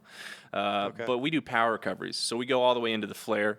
And then we roll throttle back up, and then we terminate it at a hover rather than taking it all the way to the ground, just to eliminate that last little bit of risk. Right? Putting your spine through your ass. Yeah, pretty much. However, I've done some hover autos that have been pretty rough. Like what? How? Just so a hover auto is the same thing, an engine failure, but you're at 5 feet or so, and you just fall to the ground, right? And you try to manage it as best you can. sometimes the student doesn't manage very well, so you just fall 5 feet and you just hit the ground. So, yeah, I'm usually more worried about damaging the helicopter than myself, right? I could imagine. So- I mean, especially, I feel like if you just hit just right, that tail wants to fold. Yeah, it can. It could. It's pretty rigid. I mean, I've bumped my tail on the ground before, but they have these Really? little they're called stingers. So it's just a little pipe, and they have like paint on the bottom of them. So if it does like scrape across the ground, which it happens every once in a while, because we're doing these flares where you're like standing up on the tail. So sometimes if you don't manage it properly, you can drag the tail across the ground. And we have a full maintenance team at Silverhawk. So if that ever happens, it goes down for the whole day. It gets inspected and they check everything. Usually it doesn't damage unless you hit it really hard. It doesn't do too much. But usually the biggest thing that we get where the helicopter is going to go down for a while is called overspeeds. So you let the rotor system go too fast. And that can happen in those practice auto rotations. There's a couple of different ways it can do. So you want to keep it in like the green range, but if it spins up too much, it increases the centrifugal force on that rotor hub, and you just damage the bearings in there. So overspeeds is usually what we deal with the most. I love flying. Like birds to me are so much fun. I mean, it's the greatest time ever. Yeah. I've had some wild times in helicopters, and it's always fascinating. It's one of those things I've always been like, God, I'd love to fly one of these things. It's the freedom of it, and just it's. I think personally, it's like the most interesting works of human engineering that there is. Just how it works is insane. There's so many problems with the helicopter that are fixed in certain ways, right? Okay. And it's like, we test our students like, all right, why does this happen? Cool. All right, what's the problem it creates? Cool. How's it fixed? Cool. What does that create? Okay, cool. How does it fix, right? So we go down this road, and there's like 10 problems and 10 answers for like this one thing, Really? and it all just makes it work. And so it's just a crazy, feat of mechanical engineering and aerodynamics. It really is. I mean, you look at it. I mean, the other day there was a, God, I don't think it was what's bigger than an AC-130? C-17? It was giant. I feel like you could have put a C-130 inside of this over at the airport. And it's like you're looking at this thing driving by on the highway, and you're like, yeah, it's crazy. How? Yeah. Like, and not just how. Like, who's the first person to be like, I volunteer as tribute. Yeah, pretty much. Like, Yeah. let's see if this thing flies. Yeah. And I think about that with a helicopter. It's like, and you look at some of the old, like. Oh yeah, we study that too. Yeah, the old footage of just stuff getting ripped apart. Yeah. Dude's just strapped in with like a ratchet strap, and these whole things just coming apart. Well, it took him a long time to figure out torque and how torque affects like a rotating body, and that's why we have the tail rotor, right? It's because that main rotor system's just creating so much torque the helicopter wants to spin. So you see these old helicopter videos and they're all spinning around, and it's like they didn't understand the torque, but then they figured out the torque, but then they didn't figure out very well, right? So it's just a crazy adaptation of a machine. It's pretty cool, man, that you found this and that you love it. Oh, I love it. I mean, That's I awesome. get paychecks, right? And I'm like, oh, I forgot about you forget that you get paid. You're Yeah, like, oh, it's just shit. like, yeah. I mean, that's a perfect job. Yeah, it's great. And I get hired out to do a lot of cool stuff. I work Who's for hiring you? anybody and everybody. So Like what? as a charter pilot, so I've worked with Discovery Channel. So I've taken like a crew out to Hell's Canyon to do like footage out there. And then I've done transportation. So like for mining companies, I'll take them from a ranch house out into the mountains because it's too hard to navigate that with like ATVs and stuff. So we'll use a helicopter. Yeah. I also do a thing called LiDAR stuff. So in the wintertime, every month I'll go out to the mountains and they put a laser on the front of my helicopter, and I just like fly grid patterns pretty much so that they can measure snow depth and density so that the valley can know how much water to release in the summertime. That's how they judge that? Yeah. So I work with Boise State, and so we measure the snow depth and density in the mountains. And that's going to tell them how much runoff we're going to have to how fill much the snow reservoirs. melt and all that stuff. Yeah. So that helps them know what they need. That's fascinating. Yeah. So I do that once a month in the wintertime when there's snow out there. Do you get to bring people along? No, because in that, and the helicopter I use is a turbine, right? And so I'm the only turbine pilot at Silverhawk. What's the difference in a turbine? So the other ones are reciprocating. So like your car's reciprocating engine with pistons and all that stuff. So a turbine engine is a bit different, like a jet fan, on a jet, pretty much. So you're talking like a Huey. Yeah. Okay. Yeah. So mine's called an R66, a Robinson R66. Okay. So it's a fairly newer turbine engine, but it's the only turbine that Robinson produces. And our trainers, so we have different kinds of trainers. We have the R22, which is a 2-seater little like go-kart type thing with a 4-cylinder reciprocating engine, and we use that for private and commercial ratings. Okay. And then we have an R44s, which are 4-seaters, and they're like a 6-cylinder reciprocating. And then we have one single turbine engine helicopter there, and then I fly that for charter work. No kidding. And it's pretty much whatever. Like I did a wedding a few weeks ago, so took the bride and groom out to Crassel, by McCall, and they took pictures, and then I flew them to their venue, dropped them off, and then headed back. Now I know where we've met. Oh, you yeah? did the ball drop. Yeah, I did. At our golf course. Was it Falcon Crest? Yeah. Yeah. That was Okay. me. That was me, yeah. Yeah. There you go. I knew it. Well, we didn't. We briefly. I mean, there was a lot going on that day. Yeah, You came in with your girlfriend, or No. That was a student of mine. Yeah, student of mine. No shit. Yeah. Yeah, that's she's where, actually she's working there now. That's where Mike. That's where you. Okay, all right, there we go. I knew this whole entire time. All right, like, I was God, trying to figure out me where too. he's from. Yeah, Mike's awesome. Yeah, great guy. Took Maverick up with us. Yeah, dude, and that was awesome because he's like, bam, you gotta go and do the ball drop at your charity. I was like, Yeah. I'm like, dude, I'm not. He planned that whole event, so I'm like, Yeah. Mike, get in the damn bird and drop the ball. And he's like, no. I think he had a fun time. So finally, I was like, dude, take your kid up, and go and have. And that he said that Maverick was his kid. He still talks about it. He said it was, awesome. and he's got the coolest pictures, and because you never know how people are going to react, especially a little kid in a bird can be probably interesting. And But that's another thing about being a helicopter pilot. It's like brings me so much joy is the joy it brings other people. Yeah. Because a lot of times on the weekends I'm flying out to Anderson Reserve up in Sweet, Idaho, the restaurant up there. So I take people out there. I land for 2 hours. They get to eat dinner, drink, whatever, and then I fly them back. What does that cost? It's $1,450 for a couple? for 4 people, up to 4 people. So I'll take couples or I'll take 4 Oh. people. It's cheap. It's very cheap for what it is.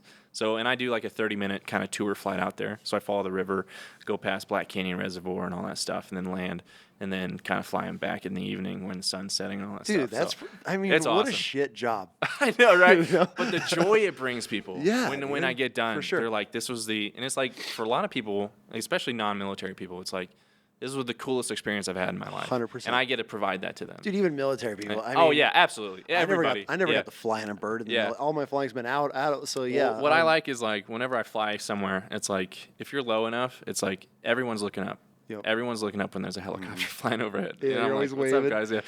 But again, not even the joy from people, but the joy like I can give Maverick and like those little kids. I mean, I've landed people at like St. Chappelle or something on Easter weekend, and I have a group of 10 6-year-olds coming up, just these young kids, and they get up and they're all giggly, happy, and for they sure. get up to the helicopter and dead quiet. Because they're just so like fascinated. Fascinated. Yeah, and I'll put them in there. I'll grab them. I'll put them in the pilot seat, and obviously the parents are getting all these pictures and everything. Yeah. But yeah, the joy I can cool. bring other people, and the joy it brings me just being free. Right, I'm stuck in traffic all the way here. You're like, God, I like my bird. That is tough for me. I bet. I'd much rather be flying than driving. And people get nervous about it. I have people that get nervous. And I've had people have panic attacks and all that stuff in the helicopter, and it's not for everybody. But to me, I'm more worried about driving than I ever am flying a helicopter. So Fascinating. yeah. I get sick as shit in helicopters. Do you really? Oh my God, dude. Yeah. Like, Well, you should come fly with me and see. the if you get reason sick. is because God rest his soul. I had a buddy of ours. His name was Gideon. And he actually crashed in his helicopter and passed. But he was the wildest.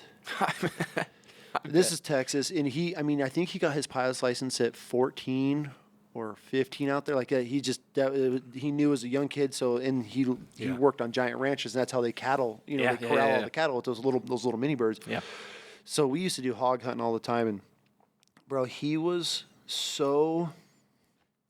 He would come in, and the string of hogs would come out of the woods, and he would bring that bird, turn it backwards, and he'd fly up. And you were eye level.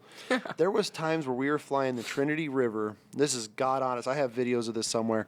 We're flying the Trinity River in Texas, and the banks are on both sides of us, and I'm standing on the skid, and you could put your foot out and drag it in the water. Yeah. And there was a power line that went across the river, and he looks at me, he goes, over or under? And I'm like, under. And he's like, and we went under these power lines, and my wife was actually with me with this one.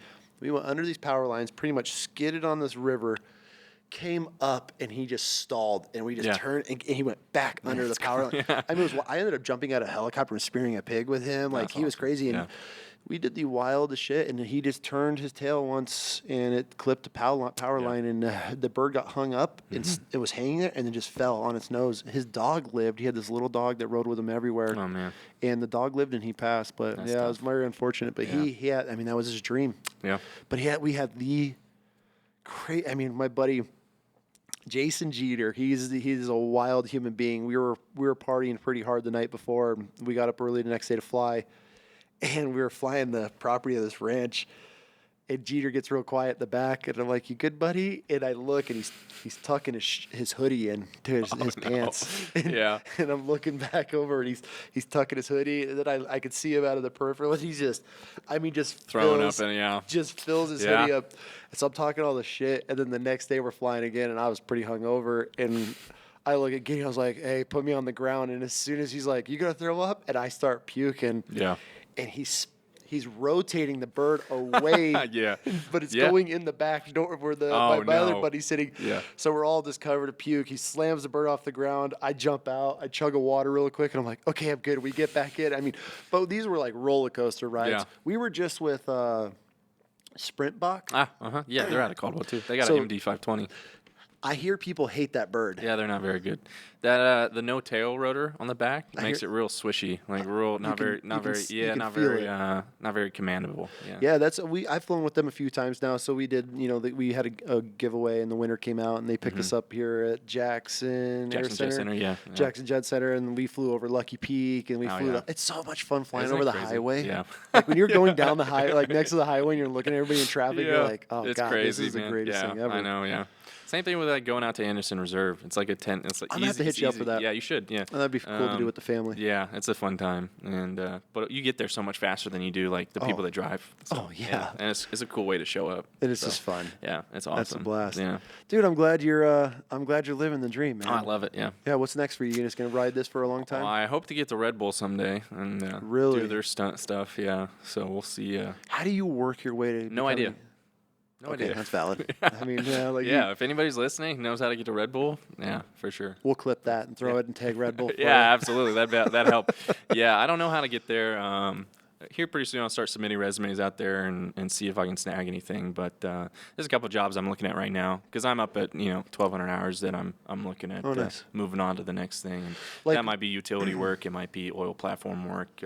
Just whatever. I actually have some really good connections in the utility world. Oh, do you really? Yes. I used to fly. So I worked in the utility world for a while, and one of the guys, he was the craziest pilot. I think I might have talked about it on this podcast. He flew for. Do you remember Whale Wars? Do you ever remember that? Yeah, series? I remember the show. Yeah. Remember that little helicopter that they had, a little float? Not vividly, but he was the pilot for Whale Wars on those ships, like going after and dropping like stink bombs on Japanese ships and stuff. Sure.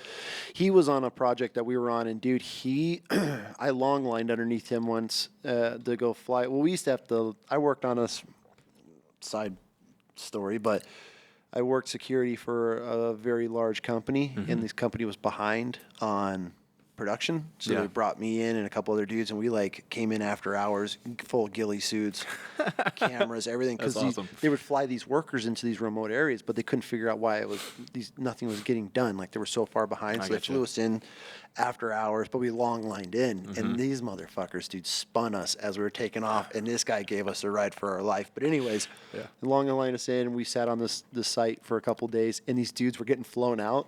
They would sit down, crack open beers, and they were just getting fucked up all day. Really? And they just get picked up, long line in, get back in their truck, so they weren't even doing anything. That's crazy. But he would come in, and this guy would come in, fly. I mean, we're building structures, big power line structures. Yeah. I mean, he wouldn't even stop. He'd just come in, and they would just unhook, hook. I mean, the fact that he could land that skid, I mean, he would just touch right on top of that tower. And it wasn't like any hovering and lining things up. I mean, he was just one swoop, and off he would go. And it was so impressive to watch these guys. Yeah. So that's where you want to, that's the next step for you. That's the crazy thing about helicopter flying is there's so many options. Yeah. And that's kind of the boat I'm in right now is what path do I want to head down next? Yeah. I guess it's endless. I got a girl right now that I want her to come on. She flies for the state, and they shoot sheep from helicopters, and they jump on them and wrestle them and do all this crazy stuff. Yeah, there's wolf control. There's tours, cinematography, charter stuff up in Alaska. There's just so many options. Have you been to Alaska yet? No. You have to. I know. I want to. We do a fly-in trip every year in Alaska. Yeah. It's incredible. You go hunting or anything? Fishing. Okay, Fishing cool. trips. Yeah, that's awesome. It's been incredible. Yeah. Well, dude, thanks, man. I appreciate you coming on. This was awesome to be able to sit down and get a little backstory about you. And it's always fun. Question. Veterans. Yeah. Any advice for guys that are struggling, missing the brotherhood, looking for career paths? Is there any advice, I mean, that you've gone through, especially, you know, guys, now things are winding down and overseas, there's not a lot of crazy shit, but guys are getting out and missing it. Is there anything that you would recommend for them? Well, I always recommend going to the VA and putting in the work to kind of get that figured out for your disability and medical stuff, because they do provide a lot, but it is, you know, you have to jump through a few hoops. On top of, like, again, we kind of talked about like having a structure like before you get out.